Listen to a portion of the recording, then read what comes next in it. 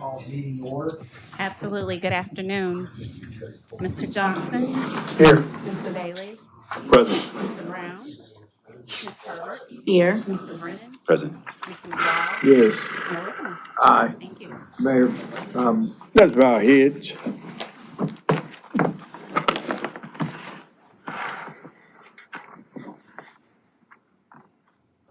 Eternal Creator, for all that you've done for us. Understandably, we know that there are national interests, there are state interests, and then there are local interests. We would pray today that you might touch each entity, touch in such a way that we might feel your presence, you might give guidance, and you might continue to give us direction. Speak to us collectively and individually, touching the very fibers of our faith and our tenacity and the things that we do to make this city bloom and blossom. We ask it, we claim it, in the Creator's name. Amen. Adopt the agenda, Mr. Mayor, with one addition.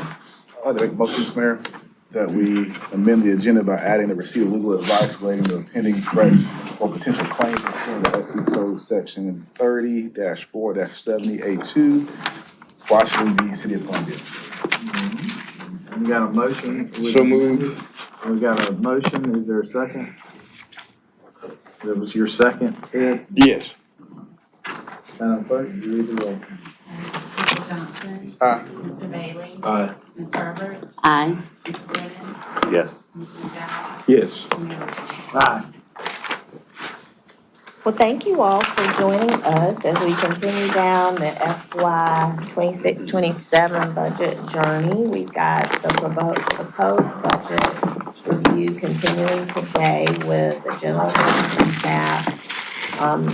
Obviously, our focus has been on public safety and a lot of related areas because of many things in our city and our general fund departments and water and sewer also complement the work of our public safety professionals.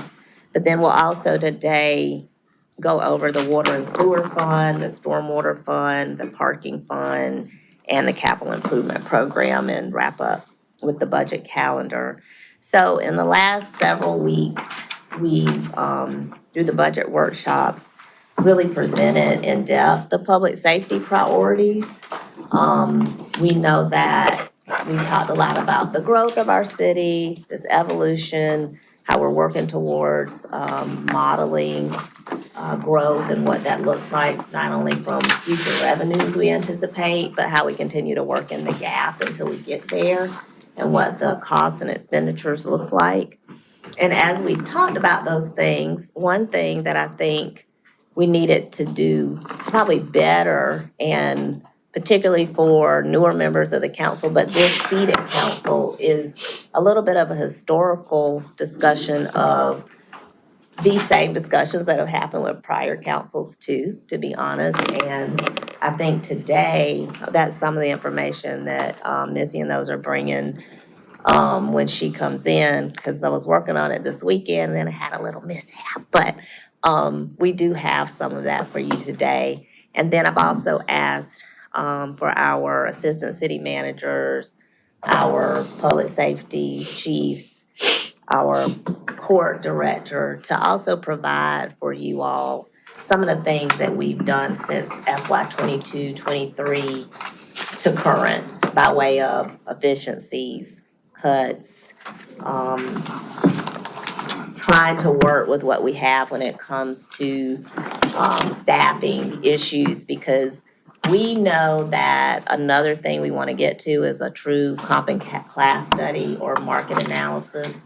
And some of the things that we've seen even after we've worked on some of these efficiencies and looked at vacancies across the city, et cetera, with some of our several of our, major department head level positions and middle management are not on trend with market conditions. Or you may find that, for example, fleet, when you've got, industry around us and the private sector paying, what they can pay, and particularly since COVID, those have been some challenges for us to keep our best and our brightest when we have these other opportunities in our midst. So we wanted to give you a little bit of that for your edification, your understanding as you're contemplating making other decisions. And I know that some of you will be familiar with a similar presentation as this back in 2019, 2020 timeframe. But again, it's not a lot different than what we're talking about today. So we're going to hand out a packet that goes through some of those service delivery efficiencies and improvements per area so that you can have that and we can look through some of them. But the ones I have on hand are with Columbia Water and Public Works, some work Clint put together, Chief Holbrook, Chief Jenkins, and our municipal court. And then we'll be also sharing others with you as we continue to compile this information. And that's important. Councilwoman Herbert brought that up with me. And I tried to talk to each one of you to get perspective on what else do you need to make sure you're able to make these decisions that you're being asked to make, whether it's right now or in the months to come. So we're gonna put that Let me ask you together. a question. Yes, sir. In 2019, we operated under a balanced budget. Well, we always get our budget balanced is how we balance it. And I think what we're seeing, fast forward to today, Flat. we're flat.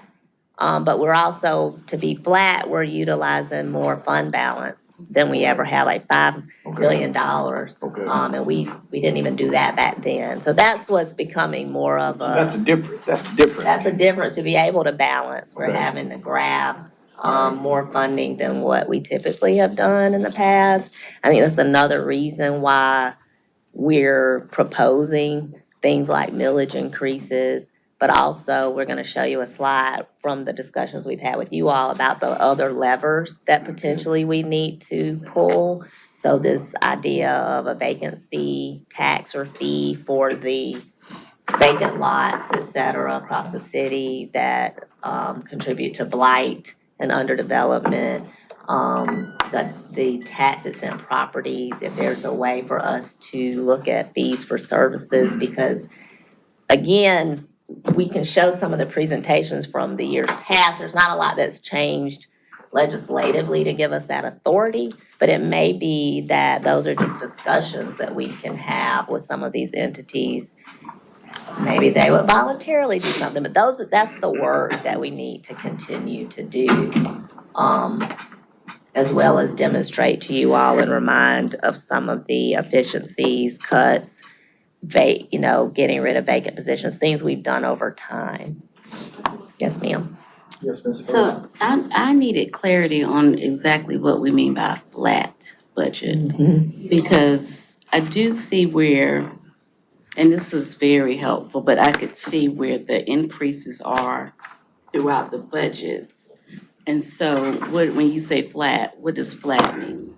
So you may see fluctuations in some departments, and that's probably getting to personnel type things where, for example, we may have had a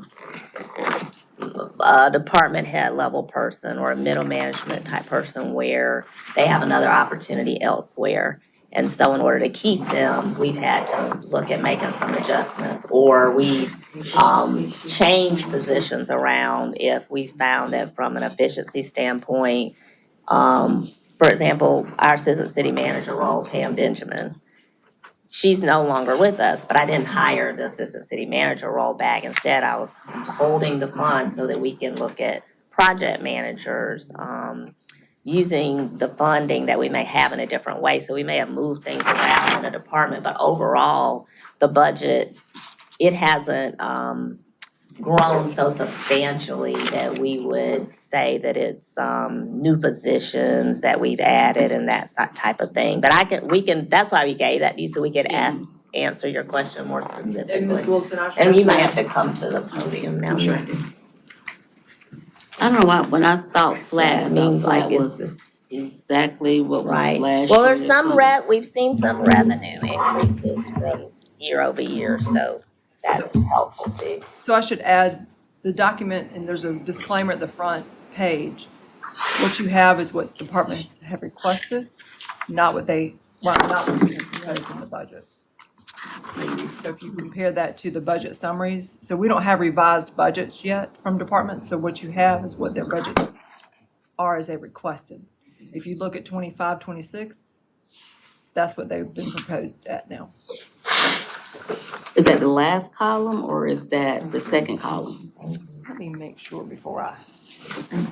So 25, 26 adopted, that's this current year, so this is what they're requesting. You gave So them. they're not, well, personnel's gonna adjust because I have to, it will adjust. But like, if they, at the total they requested is 633, they requested 670, the budget is about 633. So what's this other stuff over here? These are additional things that they ask above their budgets. And then requested update. That's the variation between these that, two. Yes. Okay. So I'm sorry, I thought you were referencing the actual budget, general fund budget summary that we're proposing. The proposed budget, why don't you speak to that, Missy? That would not be very different than what the current budget year we're in. But those are, so you all had a view into things that we're not funding. We gave you their actual summary of what they requested, Versus right? That is what departments would have asked for this year. And so, but everyone is staying at Current year, the current year number. yes, ma'am. Okay. The fluctuations that will be from those are the ones that we identified that we had to make adjustments for because of, like 911, we made some adjustments there because of expectations about funding for the next year. There will be, by the time we finalize the budget, once we apply funding for the merit program, that will adjust those budgets. But right now it's budgeted as a lump sum amount. Shows as a lump sum amount on the budget summary itself, so that will fluctuate. But overall, departments' budgets are held to 25, 26 amounts in the general fund. Thank you. Yes, ma'am. And so the prior year budget efficiencies back to FY 22-23 to current, you all may remember when we really sharpened the pencil and we looked at vacancies across the board. We looked at realignment in some divisions, and a lot of this is in the packet that you just received. So I know with Clint's areas, he talks about the customer care realignment in particular. Some of the other reorgs they did through utility operations, utilization of private contractors, rerouting for solid waste collection, et cetera. So there's different things. I'm not gonna go through all of it for the sake of time, but we did want you all to have this and give you the opportunity to digest it, and then we can continue to talk about this in the next budget workshop as well. So I did have one question for Clint. Okay? Overall, because when we came in 2022, we were like maybe 4,000 plus behind with work orders. Is that number? More than that, yes, ma'am.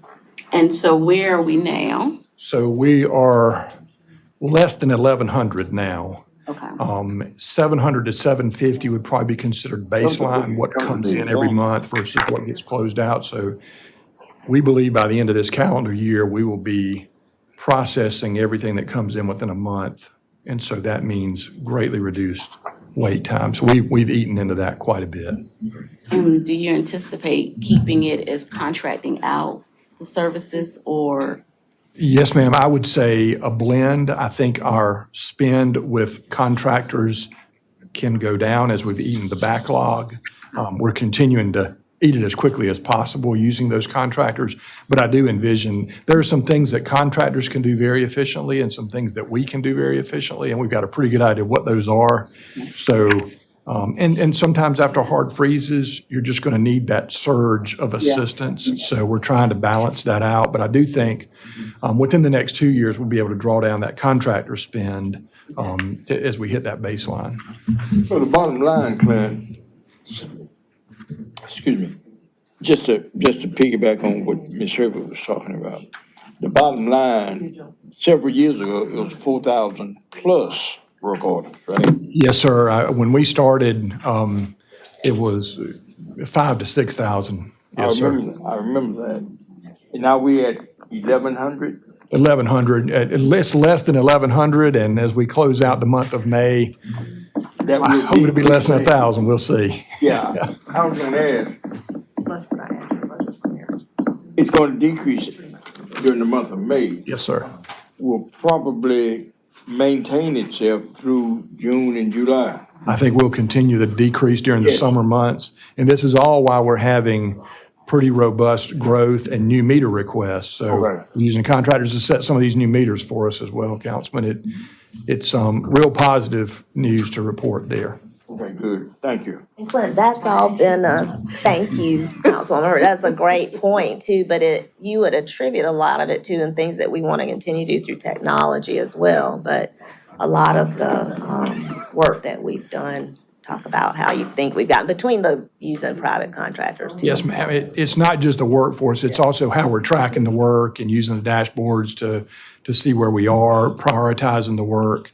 We're capturing everything we do in a work order management system. And so that's really helped us. Where it's not perfect, occasionally something gets lost or lingered, and y'all hear about that from time to time. We're not hearing about it nearly as much as we were.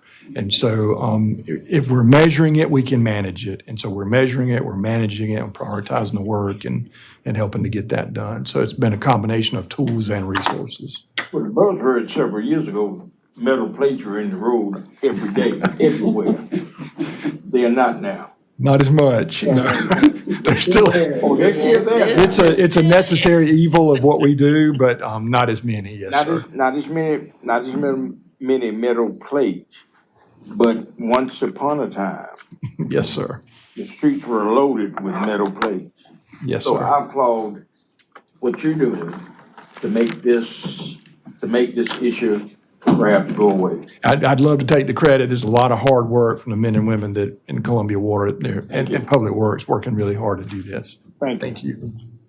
Thank you, Clint. No, I think that was very helpful. And again, we won't belabor the memos because you have them in front of you and there'll be more to come with the other assistant city managers' input from some of their areas. But with public safety, you know, you've heard from Chief Holbrook already when we presented earlier, but he calls out several service efficiencies and really thankful to the council for allowing us to outsource these false alarm notifications, changing our response protocol for animal control related calls and private property damage calls, the accidents, the response time for civilian accident response instead of using the officers and various things that he outlines here.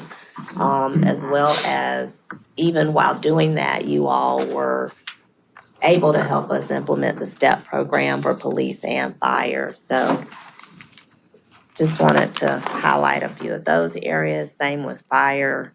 And both of them are here, so if you do want to add anything, or if I'm not touching on the major things, you all can share. But we do feel like for these last several years, we've been really trying to make the most out of a little without having a dedicated funding source to do so. Sean Grant has stepped right in with the court. You all know that there have been some challenges there, and he is doing a phenomenal job, if nothing else, with morale at the court.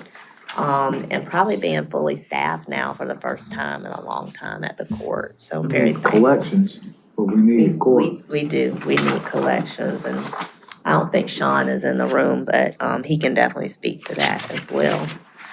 So With that said, I know, Ms. Wilson, yes, sir. can I add something? Sure.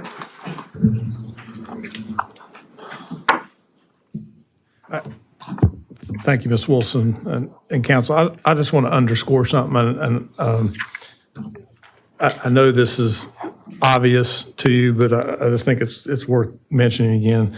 And this would apply to all of public safety. So I'm speaking a little bit for Chief Jenkins, unrehearsed, by the way, so it's all right.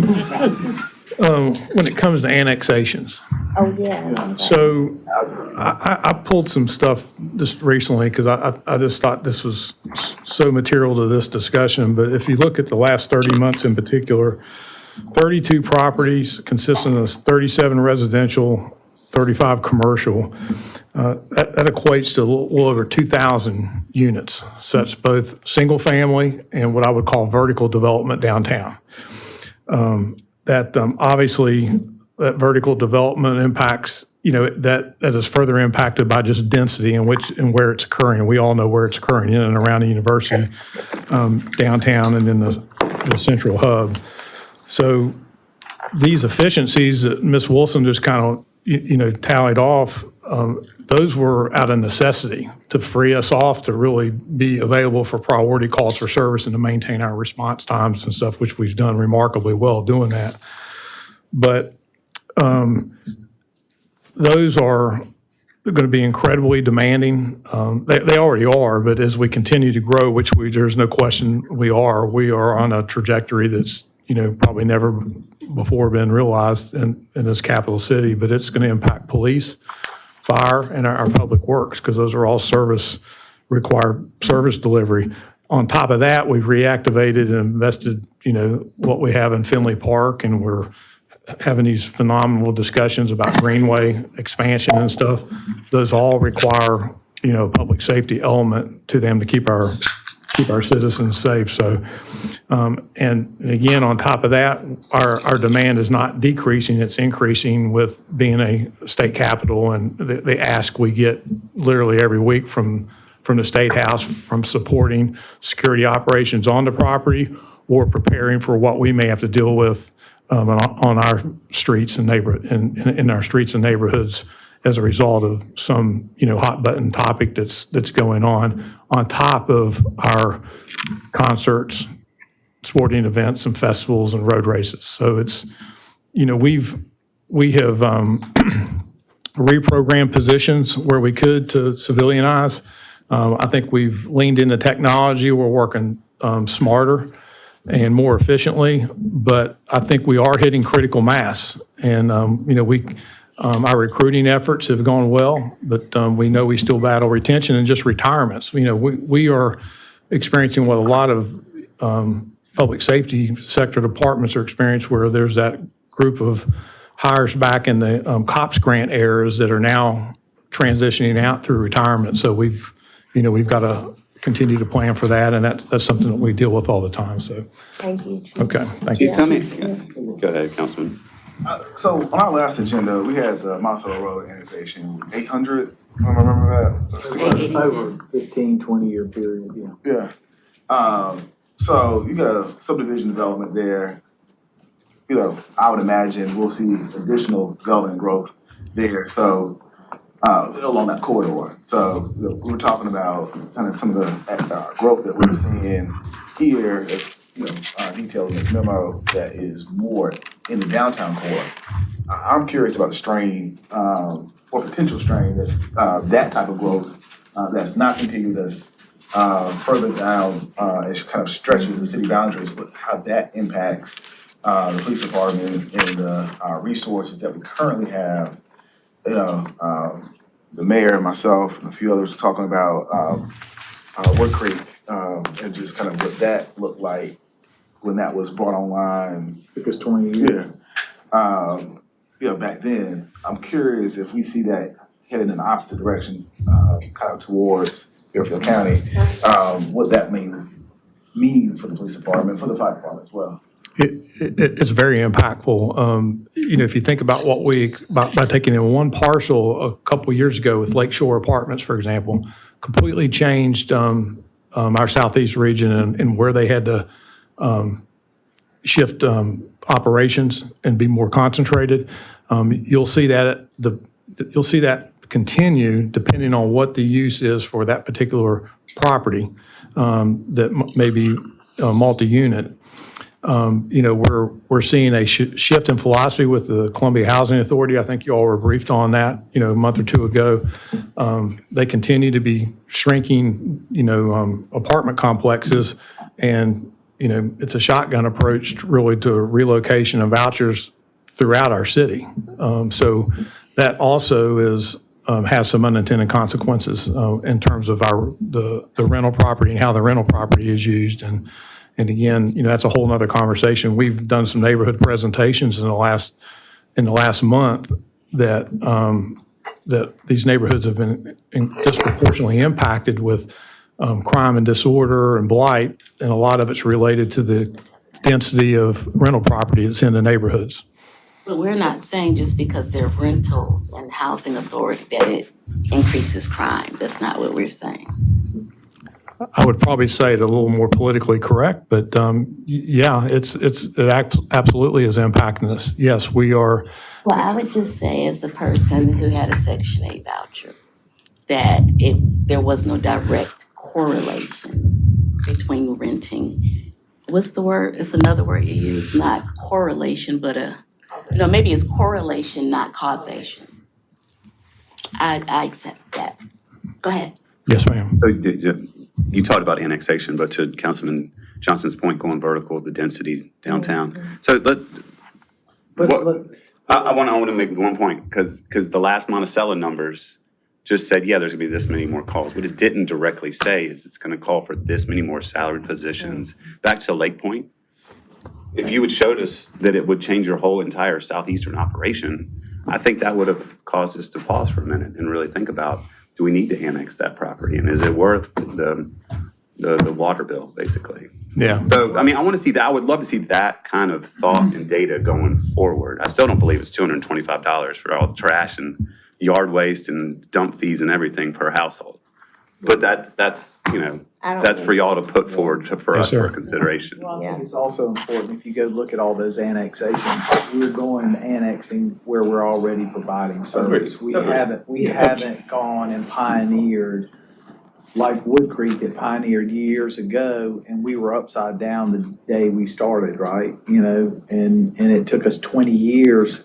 I wouldn't even say that we break even, but I think it was a shock to some of those folks out there when we laid out what's been collected and what the service cost is. And that's what the Monticello number said. And I agree with you. I do think we need to really look at, I think you started. if we're already providing service out there, the added cost of that, what is the added cost of that?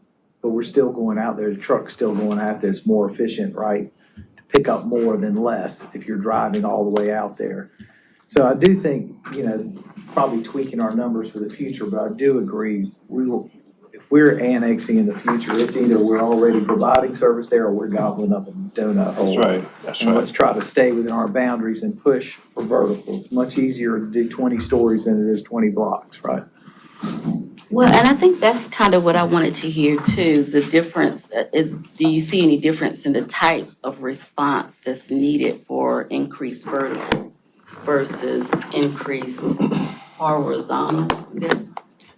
I think it would be the concentration of the calls for service. Instead of residential would be more spread out, whereas a couple of high rises downtown would it would be more concentrated in the one. Still the same percentage, I guess, per household, but just it's more in here because there are more there. Than the neighborhood. Yeah, it's sometimes with annexation, to your point, Mr. Brennan, I think it's hard to get apples to apples, especially on the front end when we don't really know. We have an idea of what it's zoned for, what it might be Well, and the used length of for. time too. Monticello's a great example of that. Right, Yeah. right.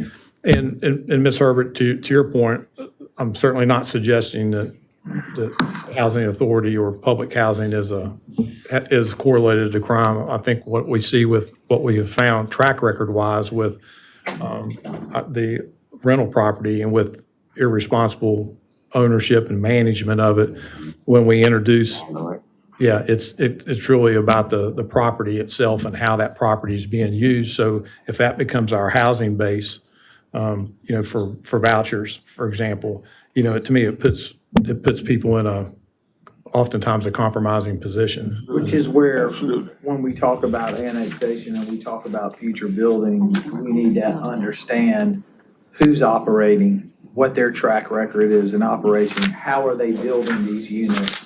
Because all of that plays into. What security they're Security. requiring. Yes. What's available for the young people, how is landscaping and everything? We've got to change, because for decades, we accepted the thought that this is affordable housing or attainable housing for folks, or this is a voucher property. It shouldn't be that way. The model, we've proven internally that model can be broken. We've seen it on Atlas Road, what they've done. So we know it can be done. And we saw it in Charlotte, we're seeing it in other cities. This is part of what we're moving forward with, is we're not just gonna accept this is the model. And today, because we end up, exactly what you're saying, end up having to clean it up. You end up with all the service calls. I mean,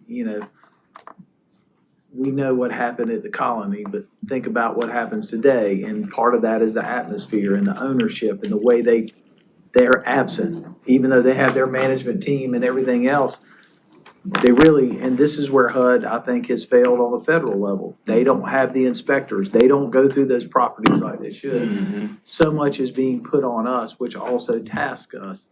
Night and day between absentee landlords and people that are invested in our community and live here and work We here. need to create those harvest and bring those type of partnerships. So when we go to other cities and we see projects done right, we need to engage them and have them be part of. And the residents need to feel like they deserve that. Right. No, and I think to Councilwoman Herbert's point, it's not the people who are living there, it's the environment that needs to be created and cultivated by the people, the owners, us, everyone. All of us together have to help them feel that they are worthy of the environments in which they are living. And the only other thing I would add is our facility needs, which we're addressing now wholesale, hopefully with police, but that south, because we were talking about south, which now is southeast region, right, Chief? So I think the ability to get that up and standing with the Bluff Road Corridor Project, Concrete Point, where we want that region to be, I think you've talked about that then helps from your service delivery standpoint Sure. too, because you're better placed Right. with such a growing region To the versus interstate. being out at Spears Creek Church, you'd be right there at the interstate. So the last thing, just real quickly, because I find myself, Unrehearsed, huh? so what I've witnessed in my 12 years here with this city staff and every division of the city, the service delivery and what we ask our employees to do more with less, and how we've really, gone to this zero-based budget and, really sharpened the pencil. We keep saying that. We've done an incredible job with all this stuff, this great stuff that we're talking about. And I think it's easy to not get complacent, but just, expect that without us adjusting, to expect that, that level to continue. I just feel like we truly are at critical mass if we, with this growth and with what we are asking everybody to do. And I would tell you, and I'm not speaking for anybody, but what you've seen us is starting to be creative, right? And also addressing the fact that we're now letting everybody from the State House to all our other partners realize that we can't continue to absorb. Because you look at a lot of our ancillary costs, they're not because of city residents, right? It's because they live in the capital city. And come here every day. Yes, sir. In the capital city. So we have challenges that other folks don't. right? 100%. And we don't have the same funding sources as others do and this and that. We are unique in the state. So our challenge is now addressing that through the future. And as we're in this budget, I think more and more we're realizing that, look, we have to have an updated contract that's reflective of costs if we're gonna continue to do animal control. The state and all of these events that are going on, the partnership there to enhance safety, being creative where technology can be affordable, but also we still need boots on the ground, right? You can't have one or the other, you gotta have both. Our investment in our fire department, so long-term, there is no doubt in my mind that we have to look at this public safety component, because that is the bulk of our thing. How do we address that through either sales tax movement, assessments, whatever it is, because the future's only going to grow. And we've got some options for funding right now. We're not in a desperate strait, and we need to just embrace the opportunities that are before us and spend this next year building a track record. I mean, not a track record, but a strategic plan of addressing all of these issues that we've tried to absorb to the best of our ability, but we can't continue to do it if we're going to continue to grow and provide the level of service that we are all the way across. And there's going to be some hard conversations, but the reality is a lot of people in the U.S. or other capital cities are dealing with the same thing today. Some of them, Nashville can absorb it because they're, tourist capital of the world. We don't have that option. We can't tag every rental car and every hotel room and make up for a lot. They're having a discussion now because they're getting ready to, host a big world event, and they're concerned about their downtown. So, well, thank you for that, and thank you for allowing me just to add that. It's incredible to be in the public safety, and again, I speak for all of our public safety, and be supported like we have always been from city manager's office and council. I mean, it really is. So thank you all. Thank See, you. one of the things, excuse me, thank you for that. One of the things that, we talked last week at the last council meeting, there was a group there from Monticello Road and what's the other, Monticello Road and Blue Ridge Terrace. And we were talking about 350 acres. That impacts law enforcement, I believe, right? Tremendously so, I think. 350 acres. You're thinking about building something out there, some apartment. Single family homes. Single family home, 350 acres. The impactation of that 350 acres on public safety is gonna be overwhelming. What do you think? Well, I'm personally, I'm very much in favor of annexations and expanding our city's footprint. I think that's how the city grows and how we thrive. My point is, we just got to adjust accordingly. That's right. And I'm saying currently, we do, I think, a tremendous job with service efficiencies because of all these things that you've heard us say. And I think we're at critical mass as we continue to annex. We're going to annex. I mean, that's what cities do, and especially a capital city. So we just have to position ourselves to have success in doing that. And, I think public safety is a priority for any success with Absolutely. future development. Well, I certainly would not talk against that. I'm in agreement with you. But we got 300, and they're talking about annexation, even as we speak. They're talking about that. The developer talked about the possibility of annexation. And I understand that we need to increase and enlarge our footprint in this city. I think it's right to do. Thank you, Chief. Thank you. Mr. Johnson. Mr. Mayor, this council, under Councilman Brown's leadership, has started tracking thank yous I think it would be almost just as important for us to start tracking the McDowellisms.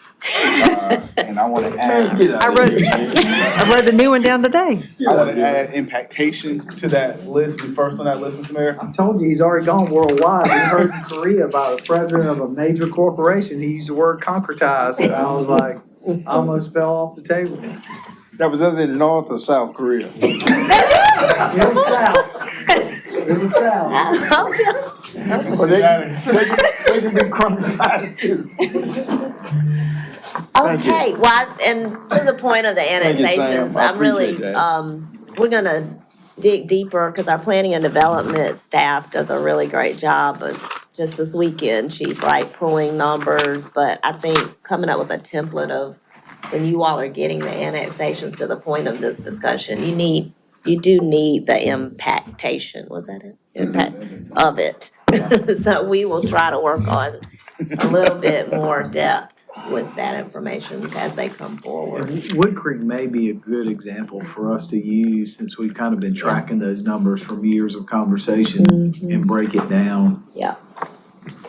So Denise also has a memo, and I think a lot of great things that our Human Resources Department is doing to really brand working at the city, a capital city like we are, a growing city like we are.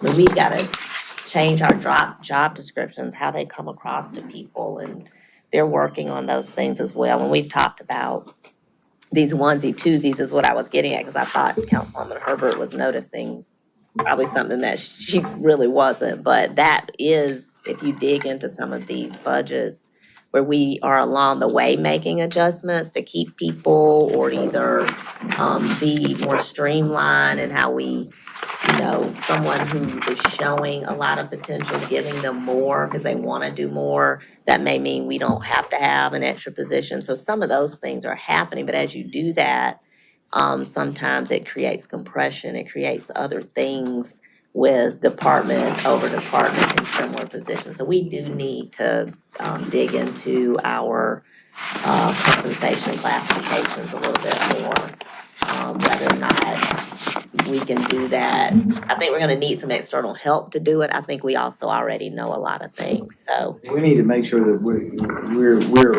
competitive. We also need to make sure that everybody understands, exactly what a job is, but also the strategic, what's the career path for some folks, I just spoke at a TEDx event, with Working for America last week, and their whole concept is they brought 50 influencers from across the US in to help get people engaged in municipal government, and how to get young people who to understand that not only can they have a fulfilling career, but have opportunity to impact a community, but also, that we're competitive. And discussions also revolve around, what's the picture look like?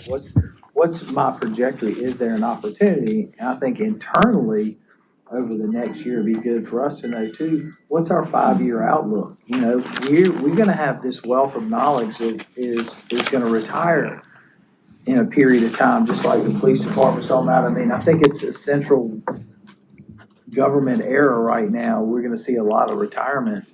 But that also goes with a lot of knowledge, right? A lot of institutional knowledge. So how do we start placing people in the right positions to follow up and learn from these folks over the next 3 to 5 years, so that we have that future workforce? And to me, that's a nervous point for us, because I walk down the hallway a lot and realize there are a lot of people here who have done a lot of incredible things, but also just have so much knowledge that they need to share with somebody. Yes, sir. Before we move forward, can you just comment, It's longer than 3 years, About- 30 days. have we tightened up the timeline to bring somebody on board for a position? I know that the procurement timeline, the process of interviews and all that. We For cut that HR. down. And not just for, we as a city government, but government in general. Right. Have we made strides in that? Are we starting to see? We are making great strides in that. I wish Denise was here to talk about that. The whole NeoGov platform that we utilize we're, I think, getting to the point now where that electronic application is finally what we want it to be. And it helps drive the process from the point of application all the way through to the interview and then a hire.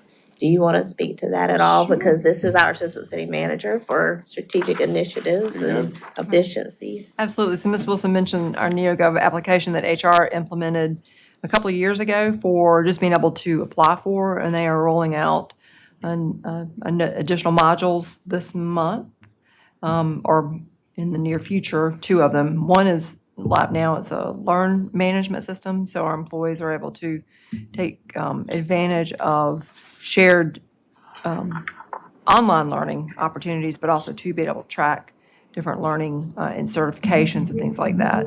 So we can pass off and share different resources and tools. That's just one feature for existing employees. But also the next phase is onboard, which means employees right now, when they come on board, the application process is electronic, but when they come on board to do their paperwork, it's very manual. It's very paper-driven.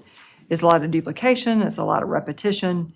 So the onboard module will allow employees that once they come on board to complete their new employee paperwork, it's all done. They don't have to provide their address 20 times, and they don't have to provide their beneficiaries multiple times. They don't have to provide all this information multiple times. And it'll be all loaded together at that one point in time. So that's the next level of efficiencies that will be coming in. Perfect. So yes, so we'll be able to do a little bit better with regards to some structure. I'm sure it's still not fast enough for some of our departments to have a lot of turnover and do a lot of hiring, as some of the folks in this room do. But every little bit sort of builds towards that improved opportunity. Thank you for asking. So that is a recap. Again, we'll continue to bring forth some additional efficiencies across city departments as we continue this budget discussion and,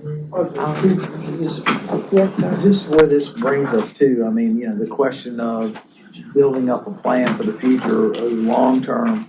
I mean, in the near term, we have some options. And I think we should try to exercise those options prior to us trying to do a millage increase or whatever it is. Because I think we need to build up the case, but also really understand, between now and the next assessment as well, understanding what is our growth needs, where is it, and how do we plan for that. And we have some opportunities for property that we can close between now and the end of the year that will generate enough funding to fill a gap, if there's a gap, and help still address some of these. There are a couple things in here that we know we can figure out a different way for, right? So I think ideally, can we address it that way? And then in the meantime, I think it'd be really good if we had like a 2-day workshop where we really just really sat down and went through point by point. All right, here are all our options. Here's what we need to address. How are we gonna address because some of the things we're talking about, we're gonna have to put a plan together for the next 10 or 15 years. Because, unless somebody buys a lottery ticket, we're not gonna be able to do everything at one time, even though that would be wonderful, right? But I do think that it's time to have that strategic plan again. Mr. Mayor, could we not, as you know, we incorporate on an annual basis a retreat. Could we devote that retreat on the strategic planning for those areas, just that particular area? Oh. Can we do that? I don't know why we couldn't. Could we do that, Ms. Wilson? Yeah, we were always in favor of a retreat, particularly as the council is seated again, and so we're definitely due for that. And we're always targeting it in the fall because it informs then the budget process that would start that January, February timeframe. Can we incorporating that, could we perhaps incorporate during the total retreat, just a strategic planning of where we need to be and what needs to happen? Yes, sir. I think that would be the focus. Yes, sir. That would have to be the focus. But maybe these next slides can help us kind of, I guess, finalize or put a button on this discussion right now. I mean, again, we've kind of talked through some of the budget efficiencies all the way back to, there's a presentation from 2019 that sounds so very familiar. It's in their packets. Is it in their packets? Okay. I don't, okay, I I think it haven't is. seen it. Did we hand out the 2019 budget? Just that one? Sure, yes. But anyway, there's a lot that's been, said now that was very similar to then, so. Well, I mean, Yeah. and these are great, and we've gone through, we're where we are today. I mean, even with, the absorption, but we also have had taxing. We've seen an increase in our funding as well from taxes.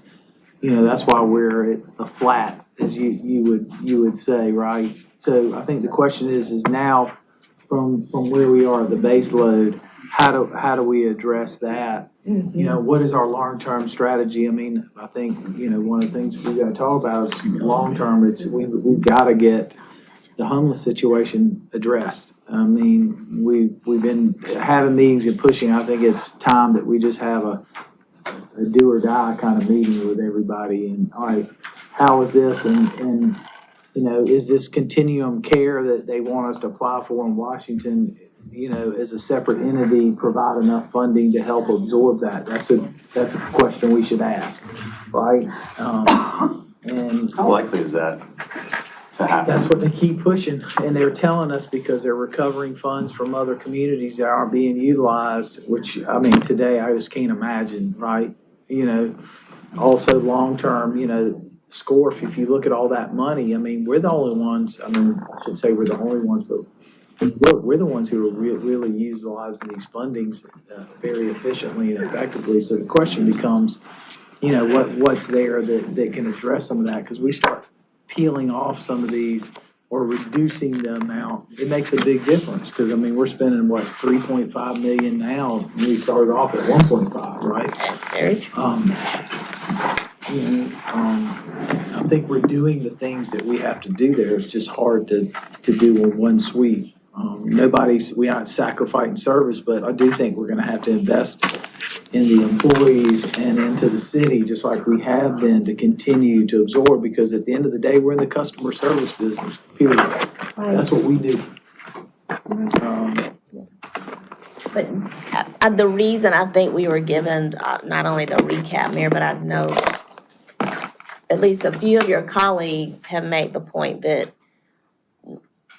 demonstrate what we've done, right? Or demonstrate the Here's how we got here. efforts Yeah. over the years. And so we are trying to give you that so that, as the discussion continues, I feel very, very confident that we have tried things. When you get this handout from 2019, the discussion outline said revenue options, public safety fee, proposed on, this was in June of 2019, proposed on all in-city parcels with the purpose of funding public safety functions, next steps, and we did implement the nonprofit business license audit that we did.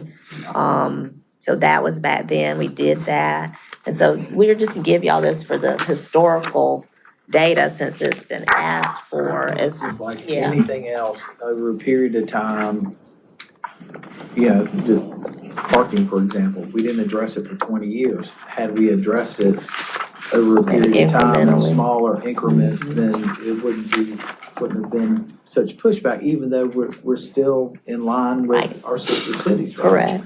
I think it's the same way here, is that how do we address at the same time? My only point of contention is whatever our plan is, I don't want it always to be on the backs of our Sure. residents and business folks when so many other people are here. And we've seen that with the penny, right? We know that a good portion of that is created by the folks that travel in and out of Columbia every day. And our approach always, when we're trying to balance the budget or or address anything with regards to the resources is not just look at what revenue we have or what revenues we can get or where the revenue is going to come from, but what other efficiencies we can either adapt or where we need to reassign. And we've done a lot of those things too, but certainly there's always opportunity for, Our service needs are different. yes, than they were. change they've changed a lot. They change a lot. Technology's changing Yes. some of that, right? But are also, you're never gonna be able to replace the human capital that we have. Correct. That's exactly to the point, Ms. Wood. We're hands-on and in this profession, that is still part of it. Now, how do we do that with giving the tools, the equipment, the training as we've been doing over the last 5 years to our employees? Well, what's the next level? You know, what makes it more efficient and effective? How do we give the tools that we don't end up with 5,000 work orders, right? You know, we cover it where Clint wants to be. How do we take advantage of, you know, the small business, enhancing more of that, you know? Right. So I do think we're in a very unique position right now to do some things, but plan. And at some point, you know, is millage increase? We've been able not to do it for a long time. We've been able to live on the value and the other things. Hopefully that will continue to grow as we grow, but we also still got a lot of empty Plus you parcels. got property tax basis that's going to come online. What is that timeline until it comes online? That's the big thing, you know, the power and Where should of we each be mill. pushing for the development, Yeah. right? So I think that's part of, to Ed's point, that strategic plan, Balance. the 3, 5, 10, 15 year. How long we have to keep providing these great services with a thin budget. Right. Till it grows.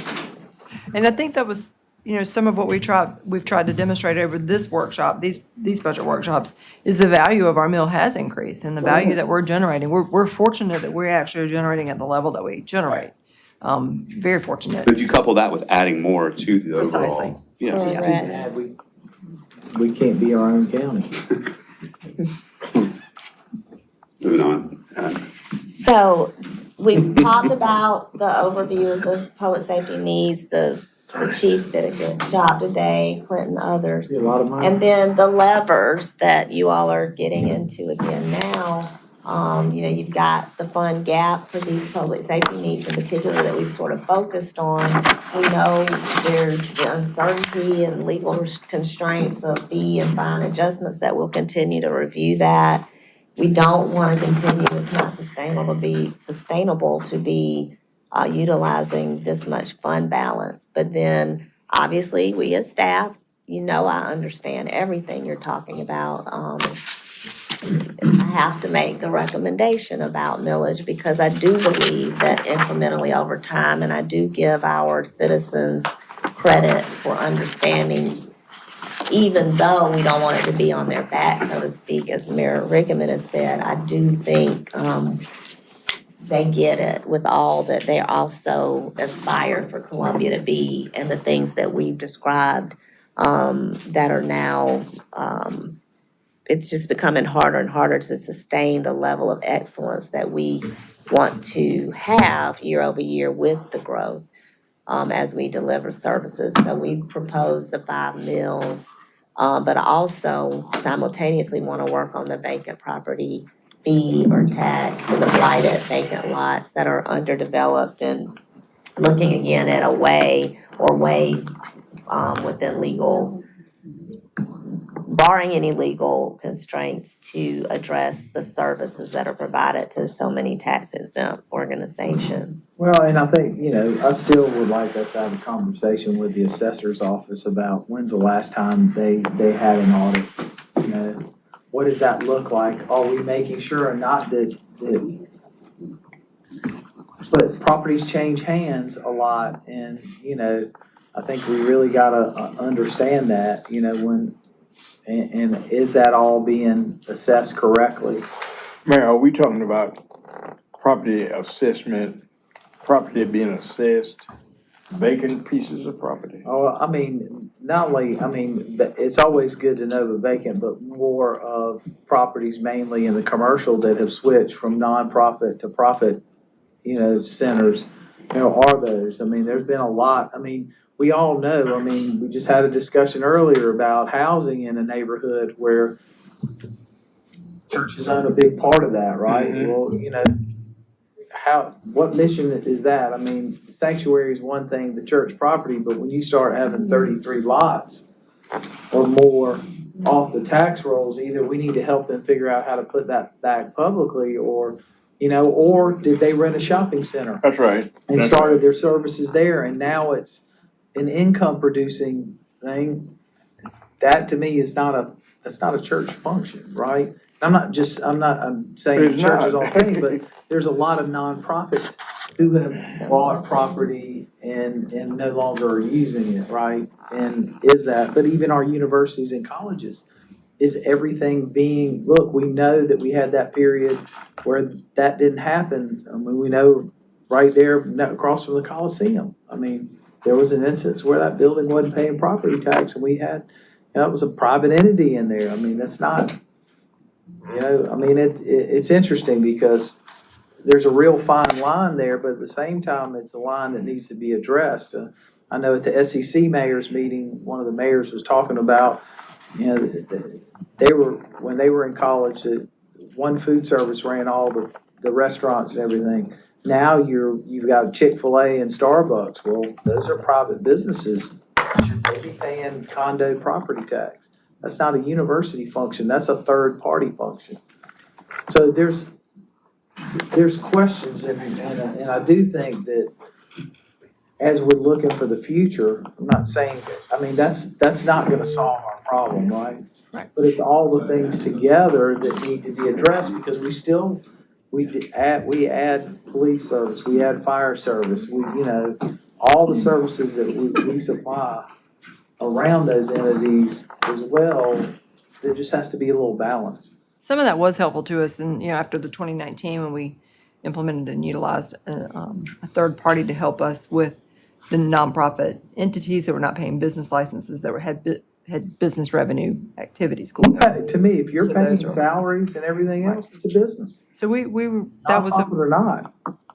that was very helpful during that time, but I think those are now reflected in our business license revenues, of course, going forward. So multiple strategies, it's sounding like we've gotta continue to push forward, and, the reason we focus back to the millage is because it's the only thing we have, but that doesn't mean that we don't continue to look at other options. That's just the recurring mechanism under South Carolina state law that a municipality has to utilize. The next slide, if you were to take advantage of doing that at this time, we know we've talked about considering it and then amending the budget.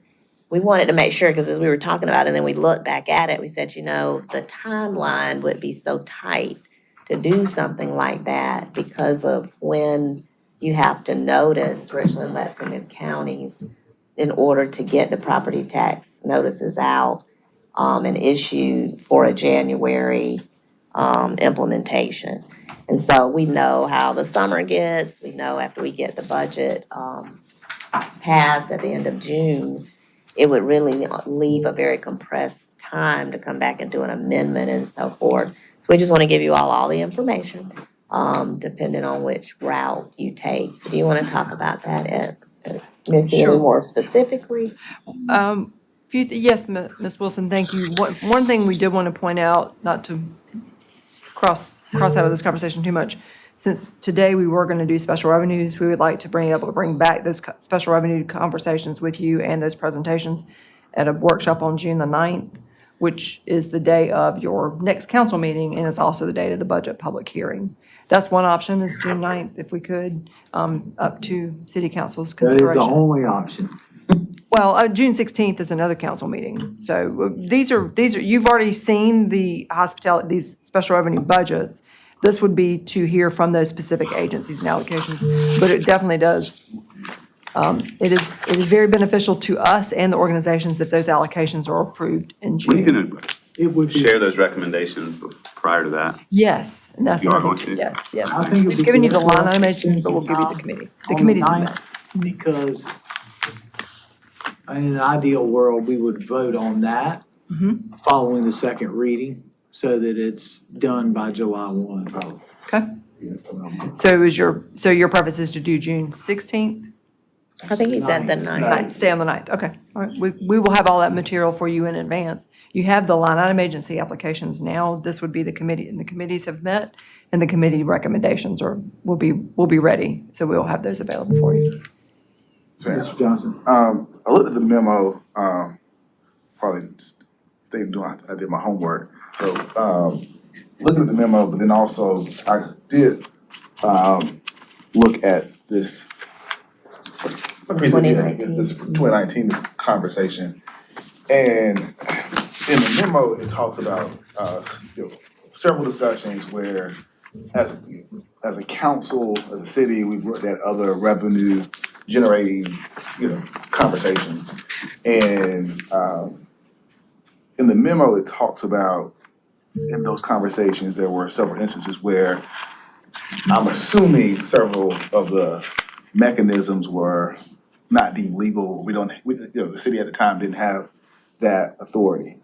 And I'm curious, outside of what we've already discussed, for example, what's in this memo here, what were those, I'm curious what those were.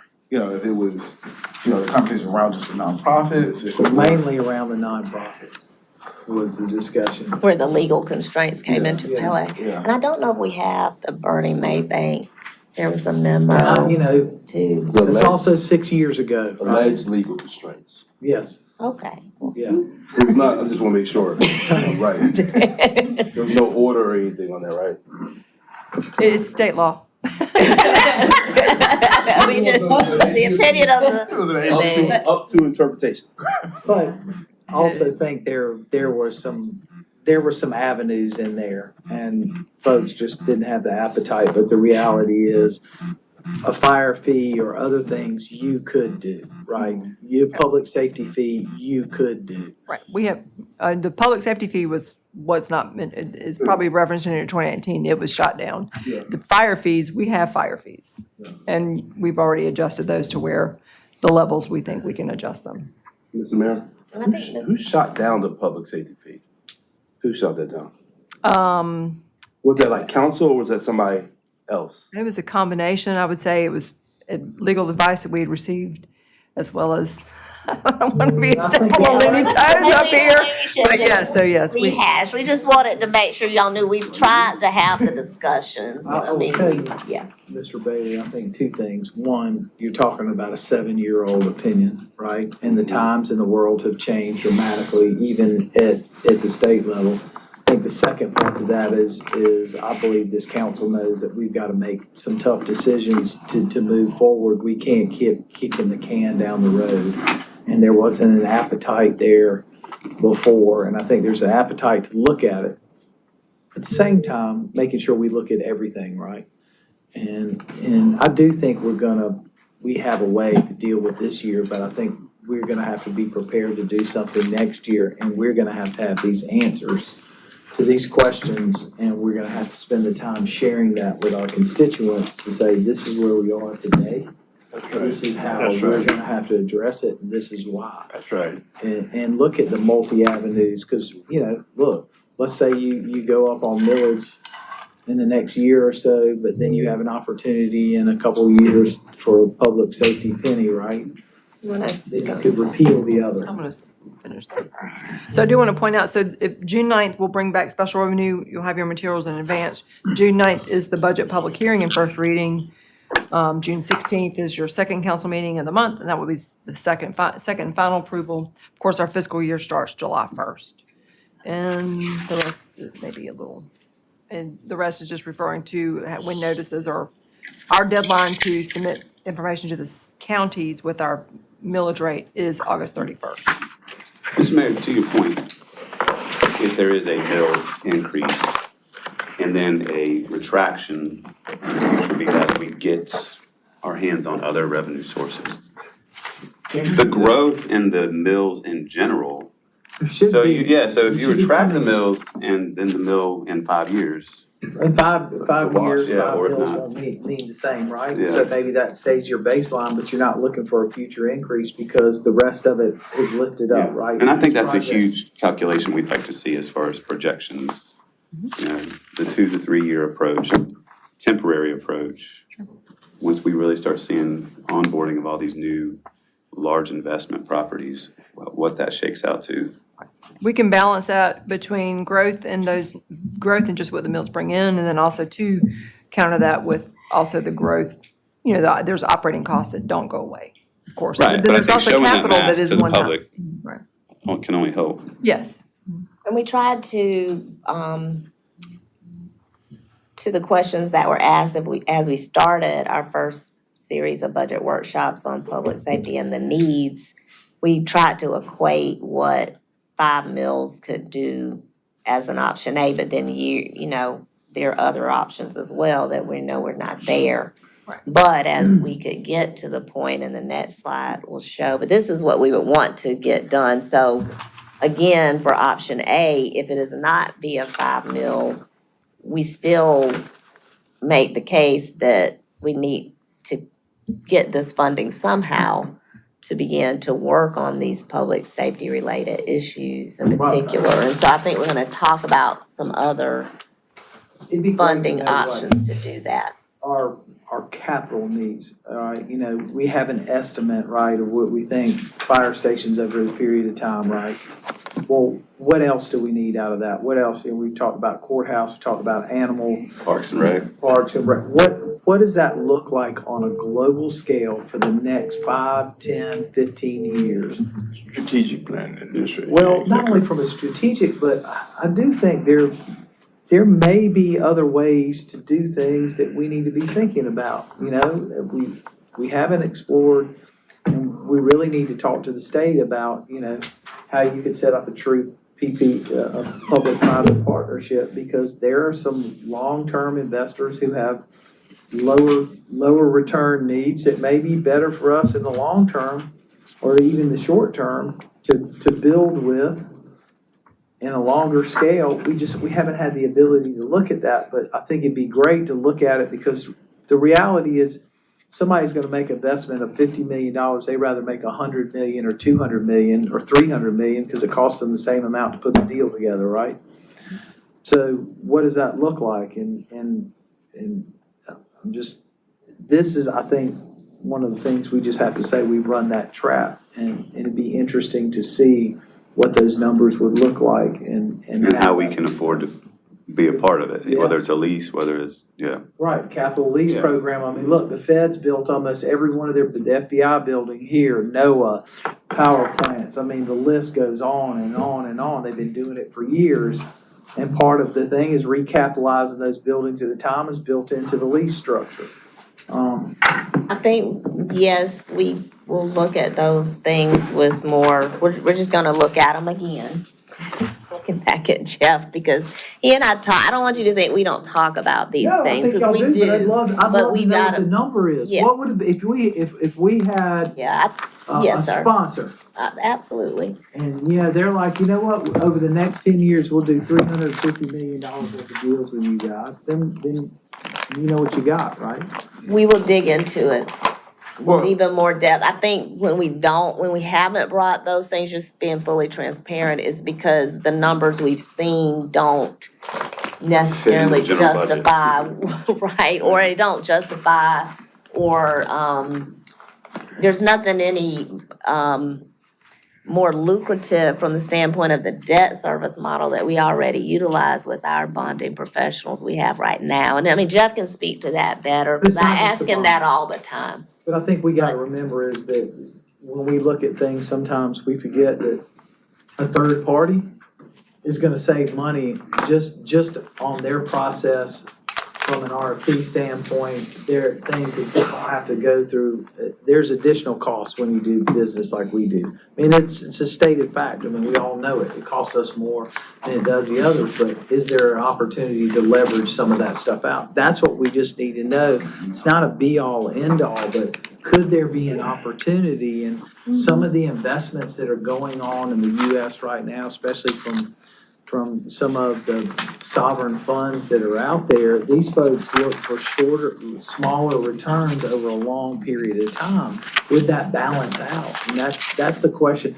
I just don't want us to leave an option off the table I, that and could neither help solve a do problem. we, and we don't either. And, you know, and you better believe, just as we're having this discussions, I mean, multiple times a week, we get those inquiries from these third-party professionals out there. And some of them don't make Well, sense at all. Some 100% don't, but agree. we'll run the traps on a few just to make sure we're not leaving anything on the table.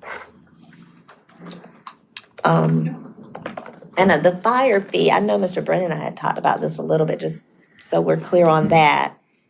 Because those are some options. The county has already noticed us about the fire, let's remind the council of the fire service fee going from $2 to $5 is what, but that, when they capture that funds, it goes back to the county. It's just shown on our water bill.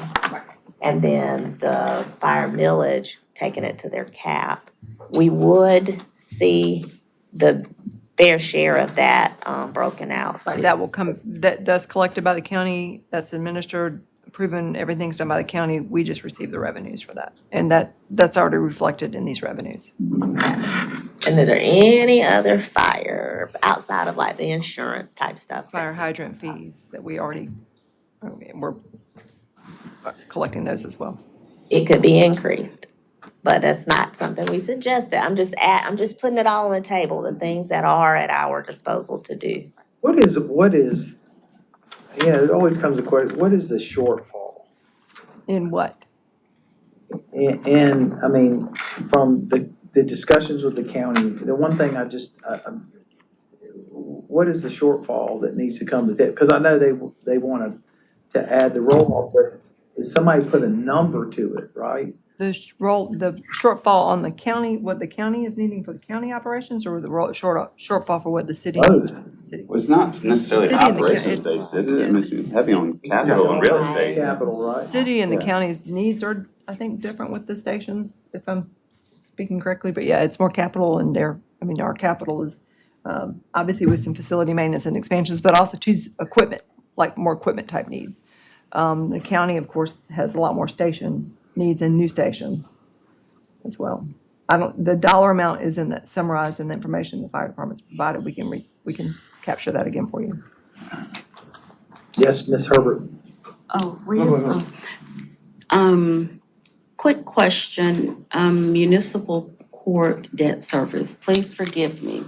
Have we identified? No, that was, we have not done, So that's not an immediate. none of this is in the budget. I do think it could potentially be immediate, but we're hoping that the option at the federal building may have enough traction, but it will be there's gonna be a renovation number, and so we just put that there as sort of a placeholder, and that could be within this year. I mean, we would hope that we can get an answer on a location this upcoming fiscal year. Now, whether or not we're able to start, Yeah. you know, I'm just looking at it from a, I guess, a priority next fiscal year. it's a priority. Looking not just at the federal building, that's kind of been high on the list, but I know Henry can speak to some of the other locations, and Sean as well, that we're entertaining just in case. There's no cheap answer. No, it's not. That it's not, and to do it right. I mean, all of these things, we're not just trying to do things to be doing them any kind of way. We want it it's gotta be where the, justice is served for many, many years to come, and it needs to look right and feel right. And they deserve it. It is, definitely beyond its useful life now, so. So I want to go back to Mayor's question earlier. So when we're looking at the fire budget and the delta, this proposed budget proposes 1.5 million towards fire and addressing those fire capital needs. No, it is, I think what the councilman, These are things that we could do with a millage. These are not things in the budget. No, don't say that. you could do that with the dollar amount, because there are other ways to get there. Don't just say millage, all right? Let's- We could not do this within the budget we have proposed. The proposed budget does not I think incorporate that's what the these items. councilman's saying. He's saying with the 1.5 or whatever out of that 3.8, whatever is dedicated to fire, it's those things Yes. right there in the parents. Well, I guess what I'm trying to do is get to the question that was just kind of, what is the dollar? Like, I'm curious if I'm in the grocery store right now and I'm buying, updated fire station or fire canopy. On the grocery It's on store. aisle 3, by the way. Yeah, grocery Yeah, I'm curious what that price It's tag is in- associated with. It's in that additional package from the Fire Advisory Committee and the presentation we did And it's broken down. previously. It's all Immediate, broken down. midterm, and long-term. Yeah, I've seen that. This is just summarizing that same information. You wanna know how much is a fire fleet canopy? Well, I guess what I'm trying to think through is if we're looking at it from just a budget year perspective, what we're gonna do next year, what's that number? So, to Councilman Brandon's point, I've seen the immediate, kind of, in range, but if we're looking at, if the question right now is potentially raising millage to address X, all right? And we're being told that we've gotta raise millage to address this X. I'm curious what X is for next year. And if there are, 775 and the 750 for fire. so I'm curious if we were to look creatively Mm-hmm. and say, in this council, to have a discussion that says, hey, municipal court, 1.5, is that next year? It's not? If it, is it some smorgasbord of A that we decide is a priority for next year and we can get it done without raising millage? Well, I'm sorry. Mayor, I'm giving myself permission to speak. Please. I know you, only because you were busy and I'm mayor pro tem, so I can do it. I will say, now, I could not see raising a millage for anything that costs $200,000 or anything that costs $600,000. Because I do think those numbers, I think that when we raise the millage, we need to be doing some really impactful stuff. Anything under $1 million, I mean, it's just hard for me to even get my head around. I would rather see what can we cut. We can't find $200,000 out of, I think, 19 million increase? So to your point, right, I understand what you're saying. So that was part of the purpose of being able to bring departments budgets back to current year. So the current year budget, so the budget that departments were adopted last year that they end this year with is the same allocation they get for this year that they have to take through to next year. So that's 2 years at the same allocation levels. The majority of departments' budgets are gonna be personnel. So some of those costs are personnel costs, some of it's capital. And so some of those costs are also contractual depending upon what the needs are. This year's budget, the majority of the increases went to, right now, to primarily 3 areas: debt, police and fire step and merit, and 911. So basically, those are the only 3 areas that have increased. We did also make some adjustments for our internal service costs Outside of this. outside of this. That's how we are able to balance the budget, keeping it when we've said flat and explain what we meant by that, and then addressing these things that we're must do. Those are, we must, because we've already said yes to the step increase, so that step increase continues year over year.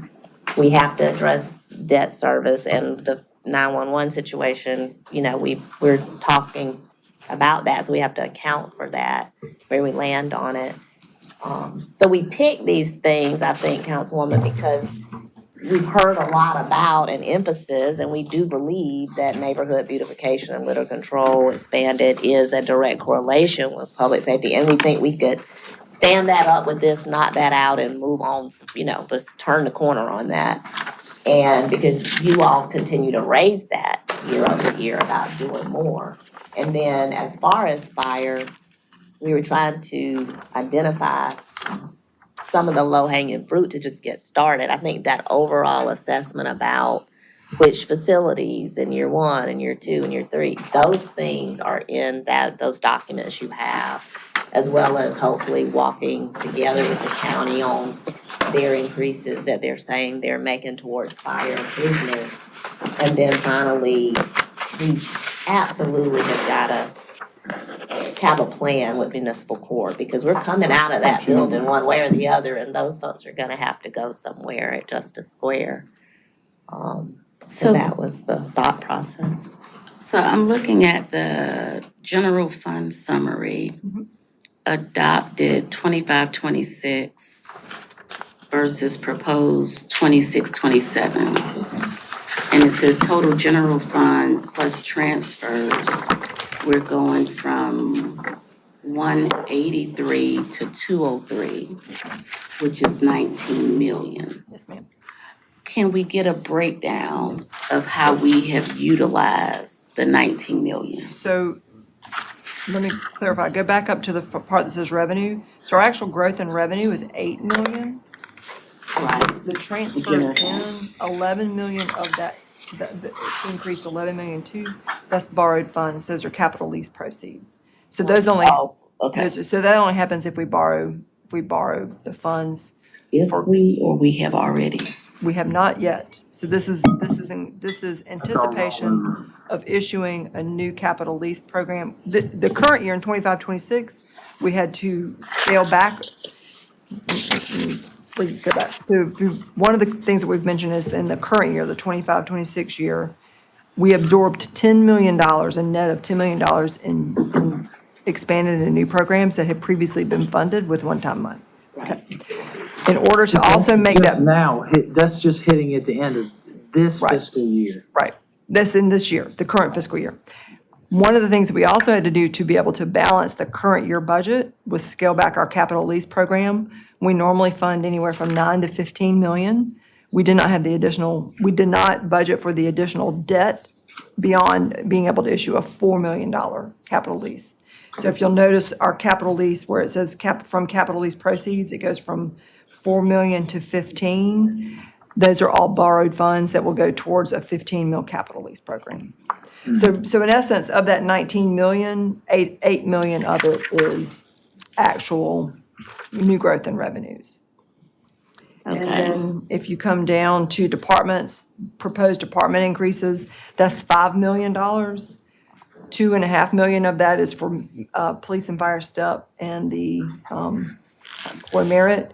The one thing we also mentioned was we do have, because we are holding departments' budgets flat, we incorporated 1.5 million in reserve in anticipation of departments' other needs that are not going to be covered within their current budget. Most departments' budgets are personnel costs. Very few of them have any. Minimal general fund departments have actual capital funds for them, and then everything else would be supplies and services. And then so that's the 911, the additions from some of the grant-funded positions that were being absorbed in this year, as well as, those are the. So I guess to answer the council on this question about, is there anywhere else to get 200,000 or 600? I mean, I guess hypothetically, that makes us uncomfortable to not hold the 1.5 million, for some ability to, things happen, things come up. But that, I mean, I guess technically we could take it from there. We don't recommend doing that. I'm gonna look through and see if I have some recommendations. Okay.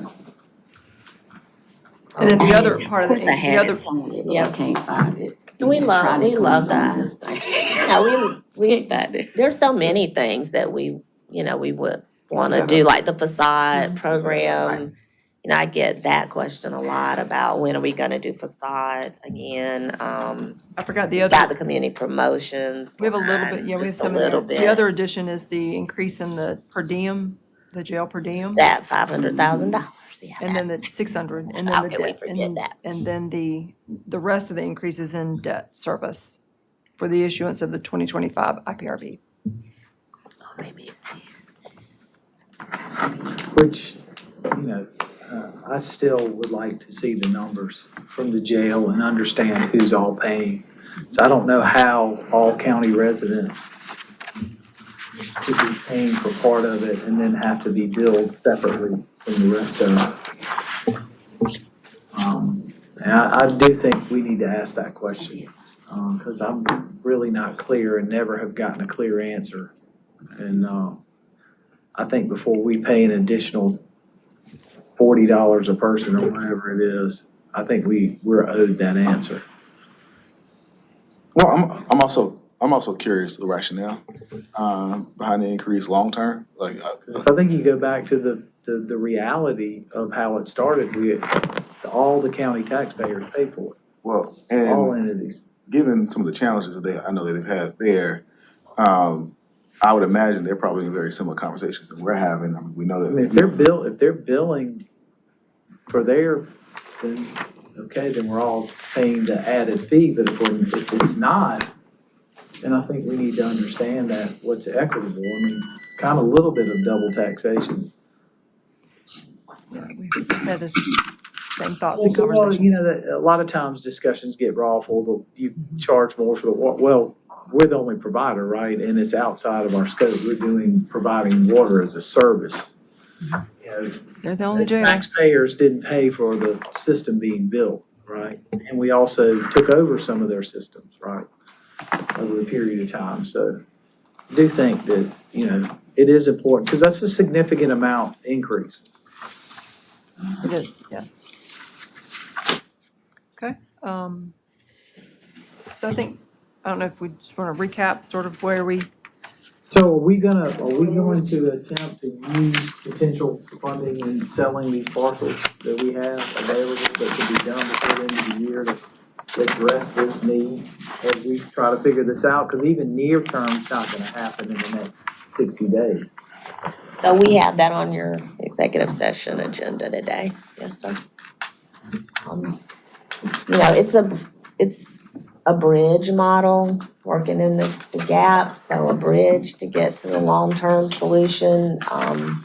Obviously, a capital penny program is the solution that, I believe, and I think many of you had some discussions, but it's gonna take more conversation with our county partners, but that is the solution that gets you the big dollars that would be impactful to do these big ticket items that. The county needs courts as well, right?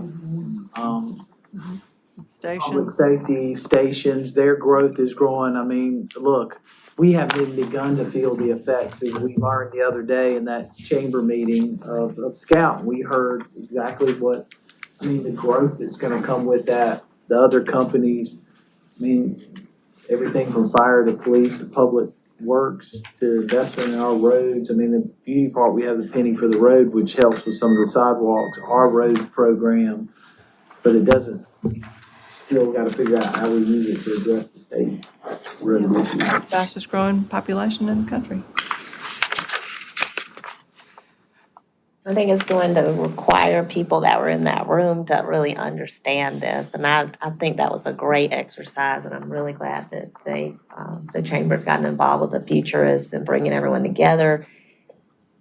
And you can't do all that in a setting like that, but people really need to understand the things that we're Some people talking were about. Surprised. Right. I'm not sure everybody understood No. until that session and it was laid out a little bit. A quick search of what other cities did property tax adjustments this past year. A lot of them around reassessment, which is a lot of times when folks are able to do them. The majority of them are related to growth, impacts of growth on their community. And the limitations that communities have by the state on what we can do with regards to state revenue sources, local government revenue sources. Not all of them have been maybe as proposed or challenged as what we're considering, so. Well, I think this is a conversation for the future to have, not only with the county, but the county association and the municipal association, because the reality is, even when we talked about a property relief plan over a period of time to look at how do we kind of create a better scenario that keeps us more competitive here, there's avenues through the state already there. The state's willing to grant it. The county has to be the person who initiates that. Right.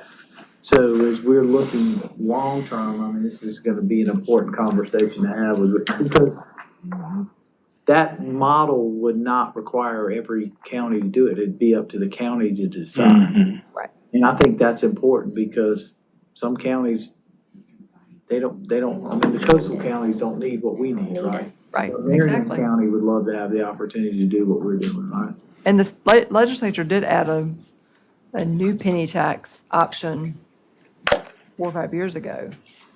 I think only one community is taking advantage of it right now, but Well, they opened up the door now with, Greenville City can do it if the county doesn't do it, right?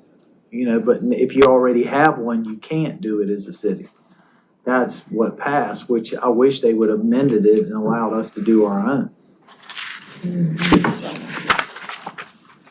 Maybe they will, I don't know. So we're pushing water That's to next that's week? the work. no, we'll go ahead and we'll go. Just kidding, just kidding. Fairly Alright. smooth, Mr. Chris. So We'll be back fast. we're ready to We'll go turn through the these. corner. We're ready to go through these last ones. Okay. All right. Thanks, everyone. That was, I know, these have been a lot of conversations. All right. So proposed water and sewer budget. This budget is $232 million. Of course, this covers our water and sewer operating fund, which of course serves 375 customers. We have 2 water plants and a wastewater plant. The majority of our budget is addressing the operations. Can you go back real quick? Yes. Clint, out of the 84 and the 75 capacities, what's our average run on MGDs a day? Great question. I see it on the It's on Metro, but I don't know why. Metro, I Yes, don't. sir. So we're really balanced out about equally between Columbia Canal and Lake Murray at around 30 million. Lately, we've seen the canal flows increasing more because of some of the downtown development, Mark Anthony Brewing, China Juicy, those loads that are coming. Whenever the irrigation demand hits, then Lake Murray's providing most of that residential development in the northeast. And so the Lake Murray numbers bump up whenever we're dry. So to answer your question specifically, I think we're averaging about 62 million gallons a day between the 2 treatment plants. So we got more than enough capacity. We got more than enough capacity. Now, these are soft numbers on paper, as if every filter was operating 24 hours a day, 7 days a week. We got to backwash those. It doesn't account on our ability to deliver. It's our ability to treat the water and get it to the gate. Now, where the demand is, you've got to have the piping and pumping to get it there. We just completed a water system master plan that kind of lays out our investments for the next 10 to 20 years and how we share water between the 2 distribution systems. And so I think we're in a good place. We're going to need to make some investments to continue moving water, but So on a high day, we're burning 35 to 40 million gallons a day between the 2? no, sir. So average of 62. And so, Because you said combined a minute ago. yes, sir, combined 62 million between those 2 plants. So we've seen numbers above 85 million gallons a day because we've been so dry up until this weekend. We dropped down to 67 million gallons over the weekend, and we're back above 70 today. That it's just a lot of it's rain dependent, but and irrigation Right dependent. under 50% of our capacity. Yes, sir, that's right. So there is excess capacity in terms of water supply. Getting it to where the demand growth pockets are and renewing our infrastructure is really our effort there. We're not looking at major capacity expansions for our treatment plants. And how much in the Metro waste plant is still outside of the city limits? So we're about one half inside, half outside in terms of customers. And we still have capacity there. Yes, sir, and we're looking at we were on the books on our MPDES permit to be able to expand to 80. There's hydraulic expansion, but there's also the treatment constituents. What we've seen over the years, and I don't want to get into, bore you too much with detail, but folks aren't using quite as much water. Every fixture that they're putting in is More efficient. much more efficient, but the strength of the waste then is stronger. So you've got to have the biological capacity to treat the waste. It's a little more concentrated. So we may run into the need to do a process expansion before we need to do a hydraulic expansion, if that makes sense. Out of that 35 million and what's potentially outside the city, is there any area in there that would make sense for us to sell or push away to protect the capacity for our future growth, but also cut down? Because I know further out it is, the more it costs us, and it's not really It's a break even if we're lucky. about getting it from point A to point B, and the further you get away, it's harder to do that. But then you've got the outside city rate component versus inside city rate component as well, which really, it has to be factored into the equation. I'm I more think- worried about making sure that we have long-term capacity Yes, sir. for our growth Yes, sir. that we're seeing. And totally understand that, and I think as we start approaching either the biological or the hydraulic capacity, I think that's when those discussions really play into it. We are always looking for opportunities to do what's best for our ratepayers, our citizens, and the Midlands as a whole. Sometimes the answer is yes. For the Fairfield County request for a waste load allocation that the COG is working through, that answer was no. It was just too far away and too hard to get the flow from point A to point B. And we also partner with private utilities that can provide some of that residential growth around Scout Motors. South Carolina Water Utilities thankfully is able to serve that, so we could say yes to Scout. We couldn't possibly have said yes to Scout and the and residential. that residential growth. On the water side, it's a really good thing. Those outside city water customers seem to help us. Well, we got the capacity there. Yes, sir. Thank you. Right. So revenue-wise, looking at the proposed budget of our $232 million proposed budget for water and sewer, water sales make up the majority of our revenues, 61%, sewer sales coming in at 35%. It's about a 7% increase over the current year budget, so budget to budget is about 7%. That growth is assuming increase both in consumption as well as customers, but also reflects the 5% rate adjustment as City Council adopted a 5-year incremental 5% per year. I think next year is the 5th year of that program, but so far it is staying consistent with regards to generating the funding that's needed for the water and sewer system, making sure that we can fund our annual capital improvement program, but also with the water and sewer system, because we are very debt reliant, to be able to fund our capital improvement program, the ability to issue debt and being able to have that debt service coverage is very vital to our operations, of course, and being able to make sure that we can maintain our debt, our rating is very important to our operations. And of course, the water and sewer budget revenues also help fund the operations, operating costs as well as investment that we use to maintain our system. Next, we have our the expenditure side of the budget equation. Department budgets are at $127.7 million. So you can see proportionally, if you were to capture just the department budgets, about 50%, almost a little more than 50% of the budget itself is for operations of the budget. But that includes personnel, and unlike the general fund, the water and sewer fund budgets, with utilities being the largest department budget in the water and sewer fund, their budgets do include quite a bit of capital as well as programmatic maintenance costs and systems. So there is reflection of operating costs within those budgets. The overall proposed budgets are an increase of 3%, and that again meets with our rate study review.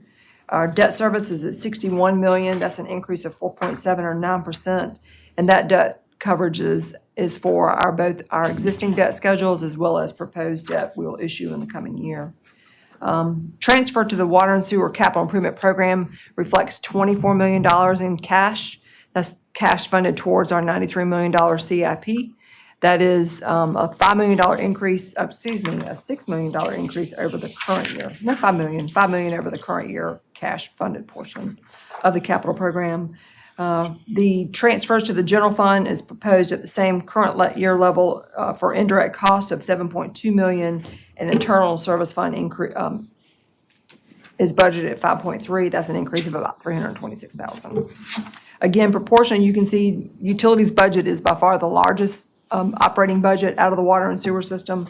Of course, that includes both personnel, capital, and as well as the electricity for our plants, the chemicals for our plants. That's everything from collection to disposal. Down the road, Clint, with the hydro plant getting back on, how much will we be able to offset on our utility costs for our treatment plants? Yes, sir. We probably use 2 to 2.5 megawatts at Canal, and we're looking at average of 5 megawatts generated by those new hydroelectric generators. The increase or decrease? Up to 10, a maximum of 10, but even during low flow conditions, at least getting 5 out of it. So that's going to help us with an offset. Now, there's some operating cost, of course, paying a contract operator. And so that is a contract package that will go out to be procured within the coming year or so. So I'm curious as just future development, obviously we can wheel power to our canal plant, obviously because it's on property we own, so that makes it a little easier.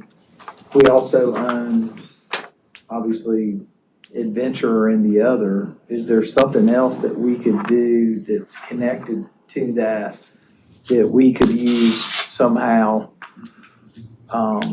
That power is, obviously we can sell it, right? Yes, sir. We're gonna get avoided cost, which, 4 cents a kilowatt's not much, but Better than what we're getting now. question would be, if we create a partnership like we had before, can we then take advantage of the production tax credits, which would create for every megawatt add another 2 cents?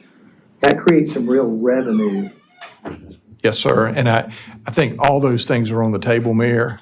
We've got to look closely at what best to do with that power. Direct use versus back on the grid, sales, other customers, microgrid, all those things. And so our intention is to engage a partner that is well-versed in doing these things and running hydros and work together with them to figure out the best approach for it and then negotiate an operating agreement.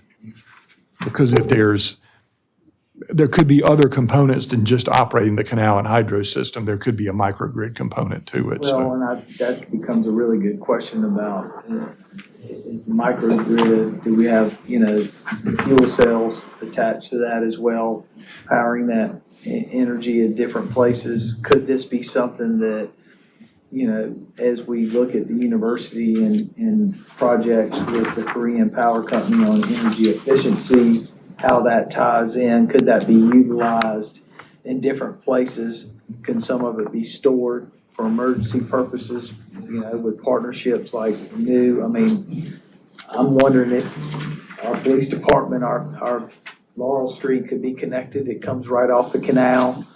I mean, I'm just thinking, this is our time as we're planning, because it's, 3 years out at the earliest, probably more like 5.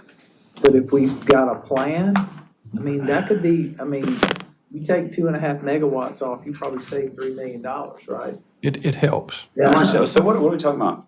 If you sell the excess, what's the dollar value? So it depends on, there's a value of the avoided cost if we have an interconnection Into that, agreement with yeah. Dominion versus if we can just use the power ourselves. Now, that might change our rate structure with Dominion as well. So we've got to look at all those things. You know, it becomes complicated. The reason I'm asking now is because we need to negotiate all that before the sale. Well, no, and I'm thinking that'd be a nice help with any debt service on a future park too, since it's right there in our new riverfront district that we created. You know, but I don't know if it's a Maybe significant that- bite Yes. of a big debt It service. is significant. It's significant that the city was not getting a tremendous return previously when the hydro was working because we had to take a lot of the cash out. We front-loaded a contract with the operator because of some fiscal needs, financial needs that were there. And so if those needs aren't there, then the month revenue looks a lot better if you don't have to front-load it. Now, you can always front-load it if there's a need and you don't get as much on the back end. So, but there is certainly revenue there. There's significant revenue, especially if you structured the deal correctly and you could take advantage of production tax credits and others, because that's just free money coming in. Yes, sir. I believe that the water system does own the hydroelectric generating system in Canal, that enterprise now, but we keep that as a kind of a separate fund, don't we, Missy? We've been keeping that as a separate enterprise fund that's had zero income and expense every year since the flood, so we're ready to get back on the income side if we can.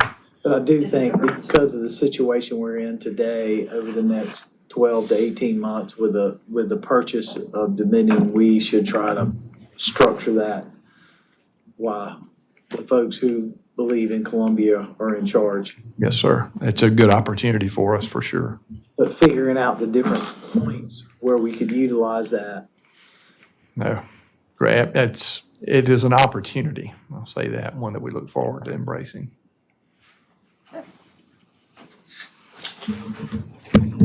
Okay. So moving on to the proposed stormwater budget. This is a $20.5 million budget for stormwater, and just describing a little bit about our stormwater system, of course. Stormwater is storms and storm drains. We have 538 miles of storm drains and servicing at least 4 different watersheds for our stormwater system. The proposed budget for the stormwater system is all generated from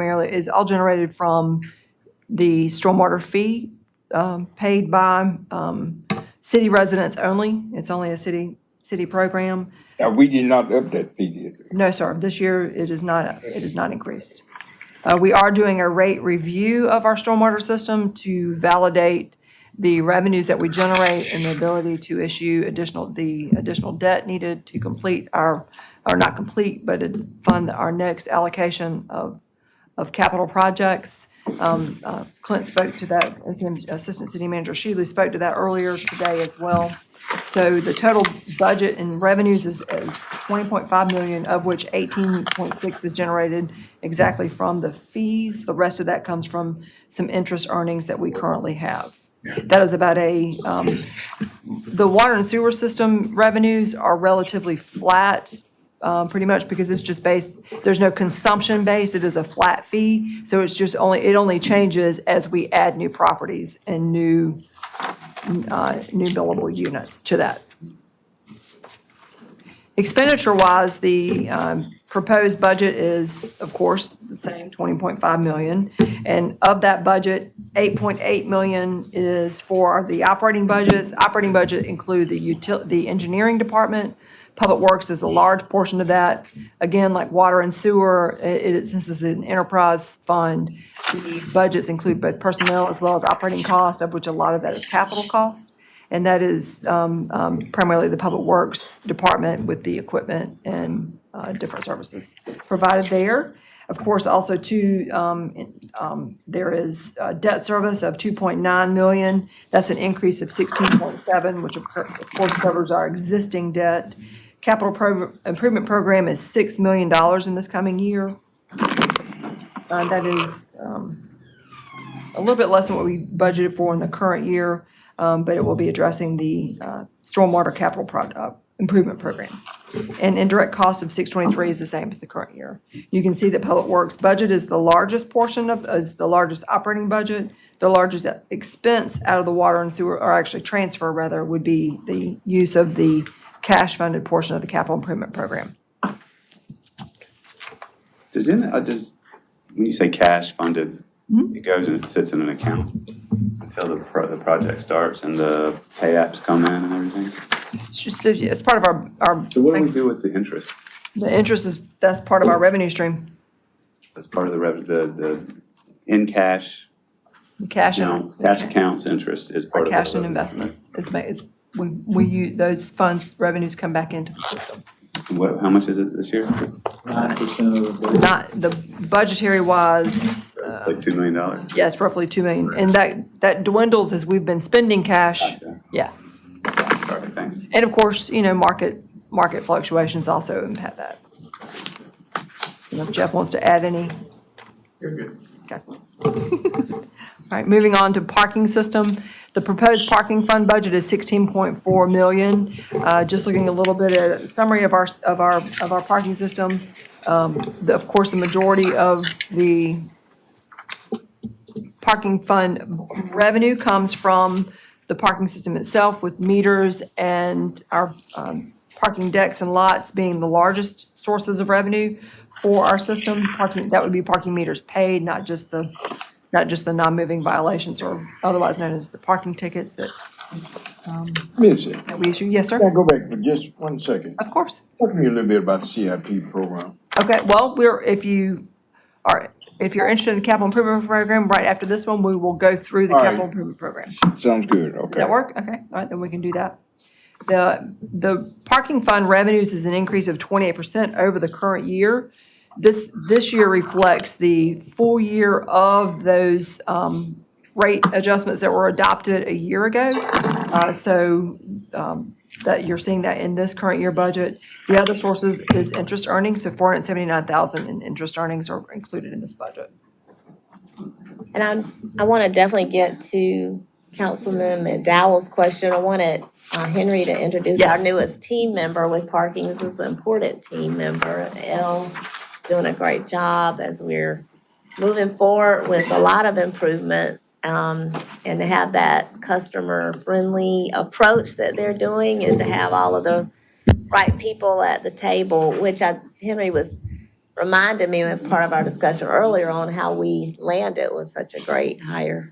Yeah, I'm absolutely excited about Mr. Larry Hall. Larry, would you stand? Larry is our new parking operations administrator. He's going to be working alongside Elle in the department. And one of the things that we did once we had the deputy director to transition out of the department through retirement, we really reevaluated that position because we really wanted someone who had the skills and experience in the parking industry. And Larry brings actually 18 years of parking experience to the city, coming to us from Charlotte, North Carolina. So he brings a lot of value and industry experience to what we're doing here in the city. So we're truly excited about maximizing our ability in terms of what we're doing in parking. So we're excited about him being on board.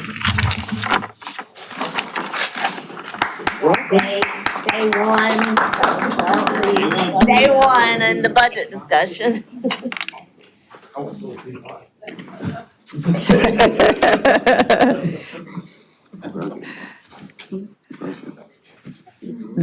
We'll continue on with the parking fund budget. The parking fund budget, the budget is pretty well spread out between operations as well as parking facilities and, of course, debt service as well. Within the parking fund, the total proposed budget is $7.2 million is for departments. That's an increase of about 11%.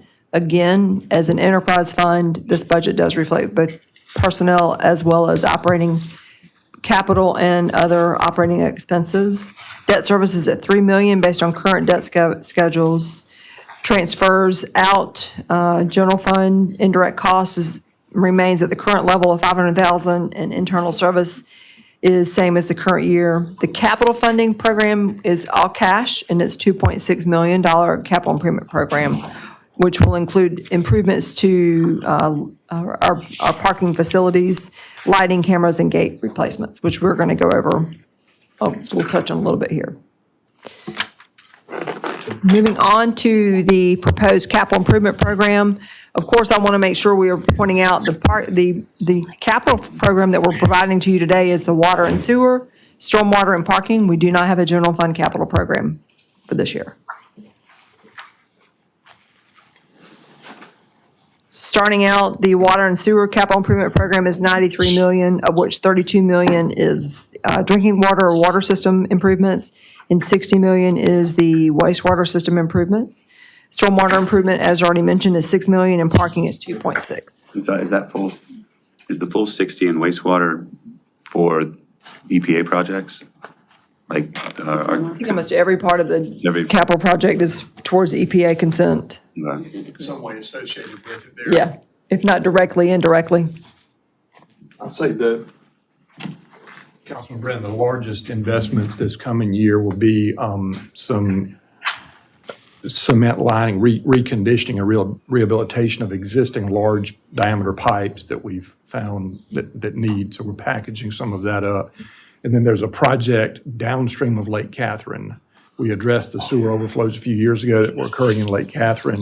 That pushed that flow downstream, so there's a segment between the treatment plant and where those ended. Our hydraulic model shows that we're surcharging, so we're adding a relief sewer. That's about $24 million to make that improvement. That is absolutely tied. So for like private investment, take the new market rate towers that are going up on Main Street and Assembly Street. All that's paid by the private investor, and they tap into our wastewater systems in some form of impact fee. Yes, sir. That's Okay, correct. so they're doing all the infrastructure on site. They are, yes, sir. I know that's passed on to rate users. And we do get the impact fee that allows us to improve the collection system between that point and the treatment plant and to have the capacity. Perfect, thank you. Yes, sir. Just showing graphically the portion of our budget in the water system. 44% of the proposed capital projects for this year are related to water plant improvements, 25% towards water quality projects, and of course, system expansion. You can see that we have quite a bit of projects throughout the city in the proposed water and sewer program that you have a list provided for you. I'm not expecting everybody to be able to read this print from here, but you should have a list available to you as well. And then, of course, the wastewater system, the proposed 49% of it is system rehabilitation, as some of the things that ACM Shealy has mentioned. Rehabilitation simply means, what does that mean? Rehabilitating our lines or projects that will help rehabilitate the existing, not as opposed to expansion projects. Thank you, Sheila. Yeah, thank you. Okay. The stormwater program is $6 million, as mentioned, and I realized one of the slides that we have the wrong capital, the stormwater, well, we'll give you an adjusted capital projects, so you have for your reference. You have the correct material in your memo. The stormwater program, $6 million, of which 71% of that is towards, I'm sorry, yes, sir? The wastewater plant improvement, is that the EPA stuff?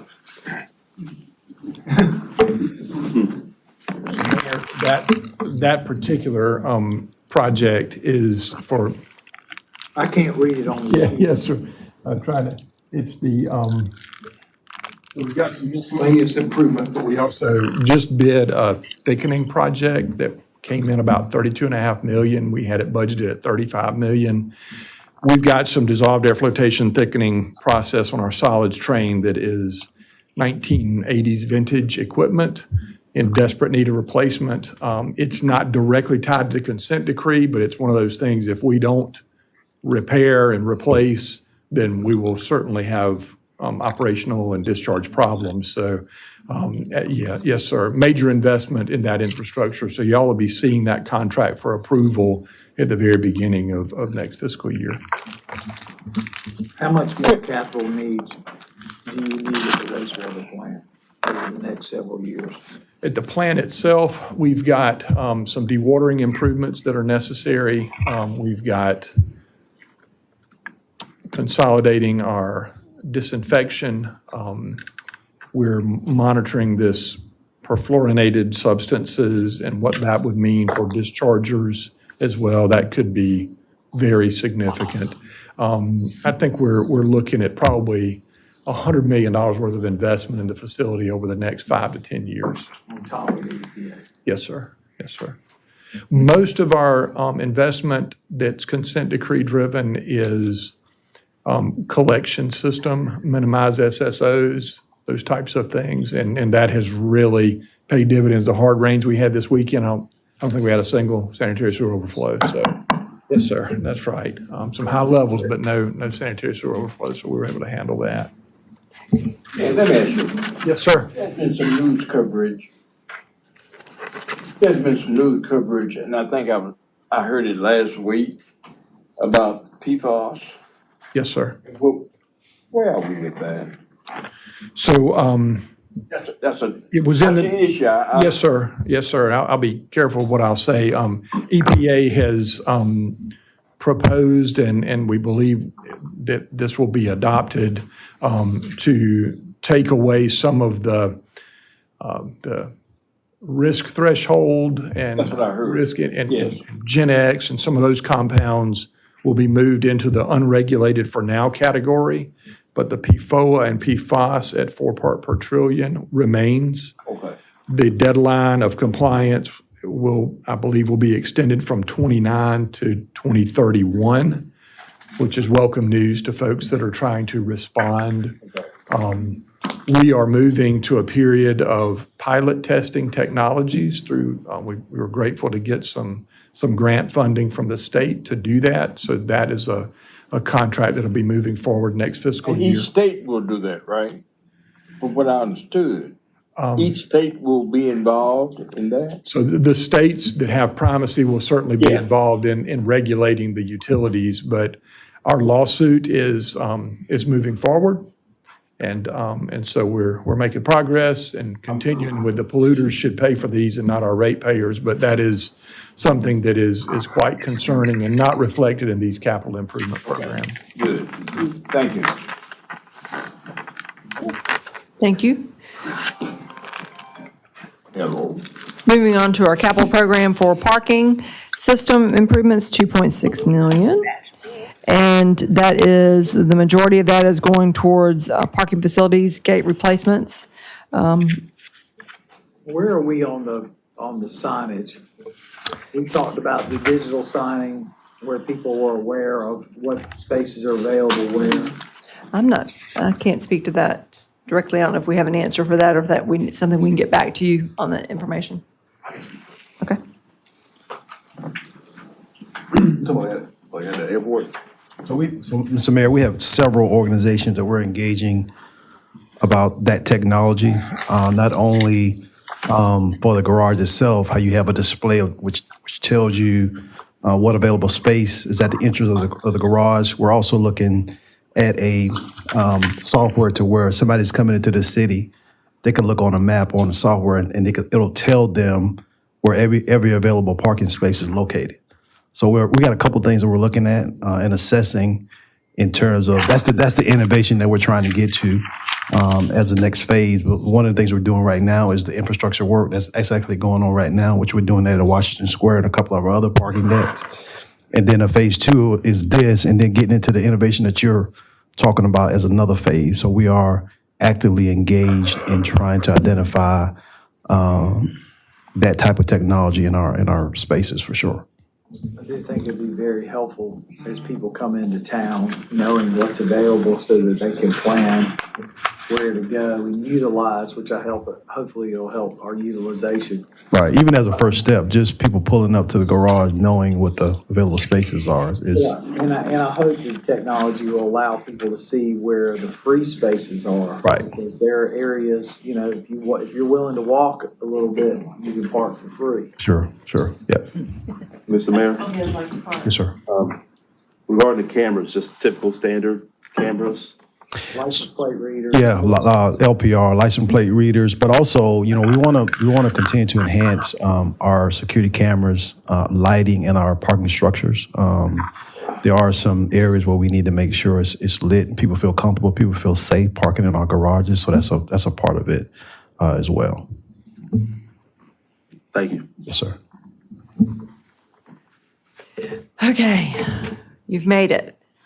I know it has been a lot of good conversation.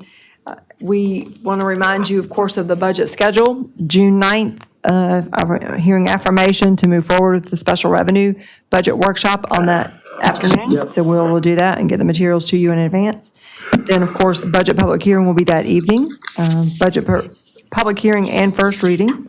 Second reading, June 6th, and of course, budget implementation is July 1st. With that being said, thank you all very much for your time and engagement and deliberations, and Ms. Wilson, I thank you as well, and of course, this fabulous team, and Stephanie in my office has been a big benefit to being able to get a lot of this material. We have a digital budget book now that hopefully has been helpful to you all in terms of accessibility and being able to summarize or get information about our department's budgets. So, Thank you, Missy. thank you. Yes, Can I speak? Yes, Ms. Herbert, you may speak. As I was organizing my budget materials, local government revenue options, this sheet. So there's some that say legal review and like public safety fee, legal review, street light fee, legal review. Are these things that are going on now, or do we need to say, yes, we want to pursue those? That's a good point, Councilwoman. I think, yes, we put on there the ones that we were focusing on about this vacancy tax, because I feel like there was a lot of discussion amongst you about that with the potentially blighted properties. And then we noted on here the tax exempt properties, revisiting that again, as well as the P3 and any other, from a financing standpoint, options like that. So I'm glad you brought up any of the others on here, because we were gonna move forward with the ones I just mentioned. I do think, I particularly like the public works related ones, like a street light fee. So is that something the council wants us to pursue? Or just, I think we were gonna go back and kind What of does that constitute? look at everything that might be What does available. that constitute? A street light be like a monthly service fee for all city parcels for street lights.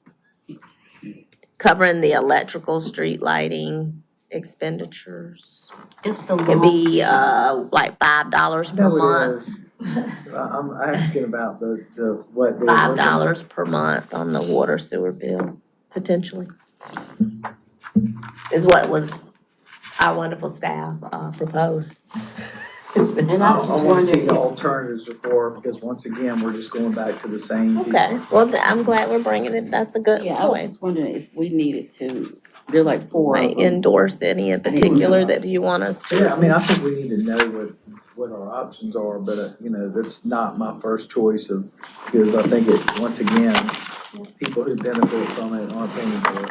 So, and that's along the lines what Councilwoman Herbert brought that one up. I brought up the hydrant fee earlier. I didn't really hear a lot of move that up at this point.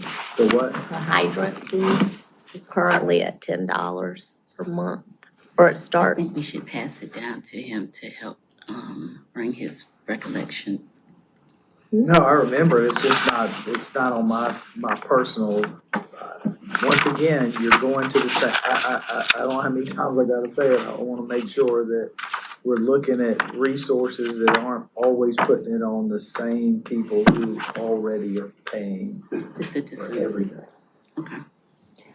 Okay, there's, impact fees could be considered. The new development, not existing.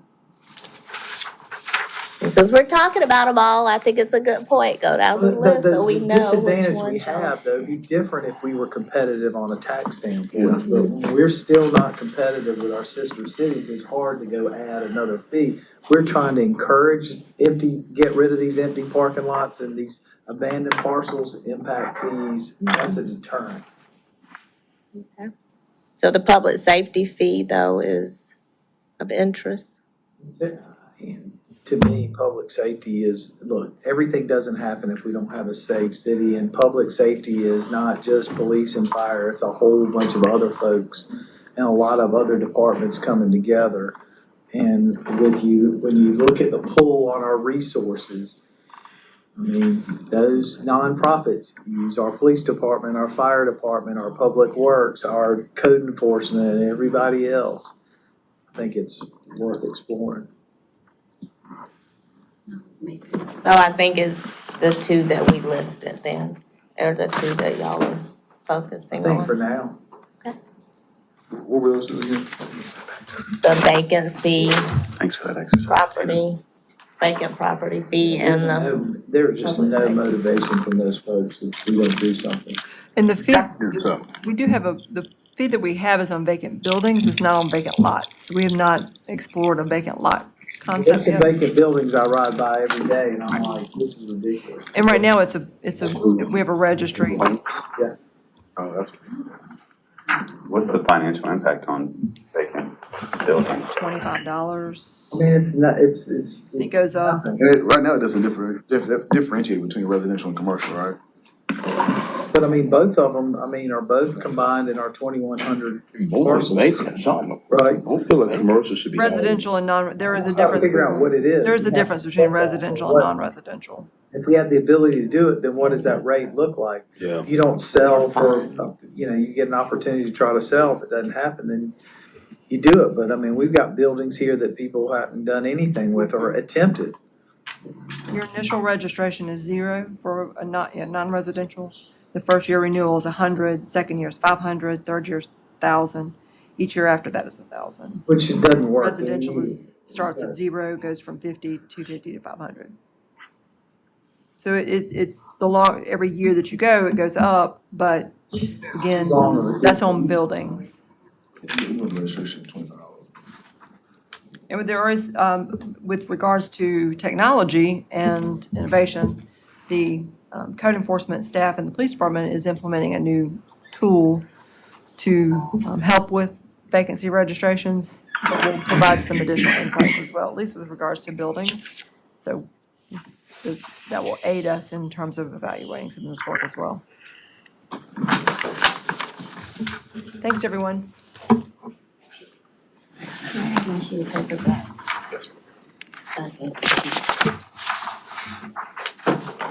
Need a motion.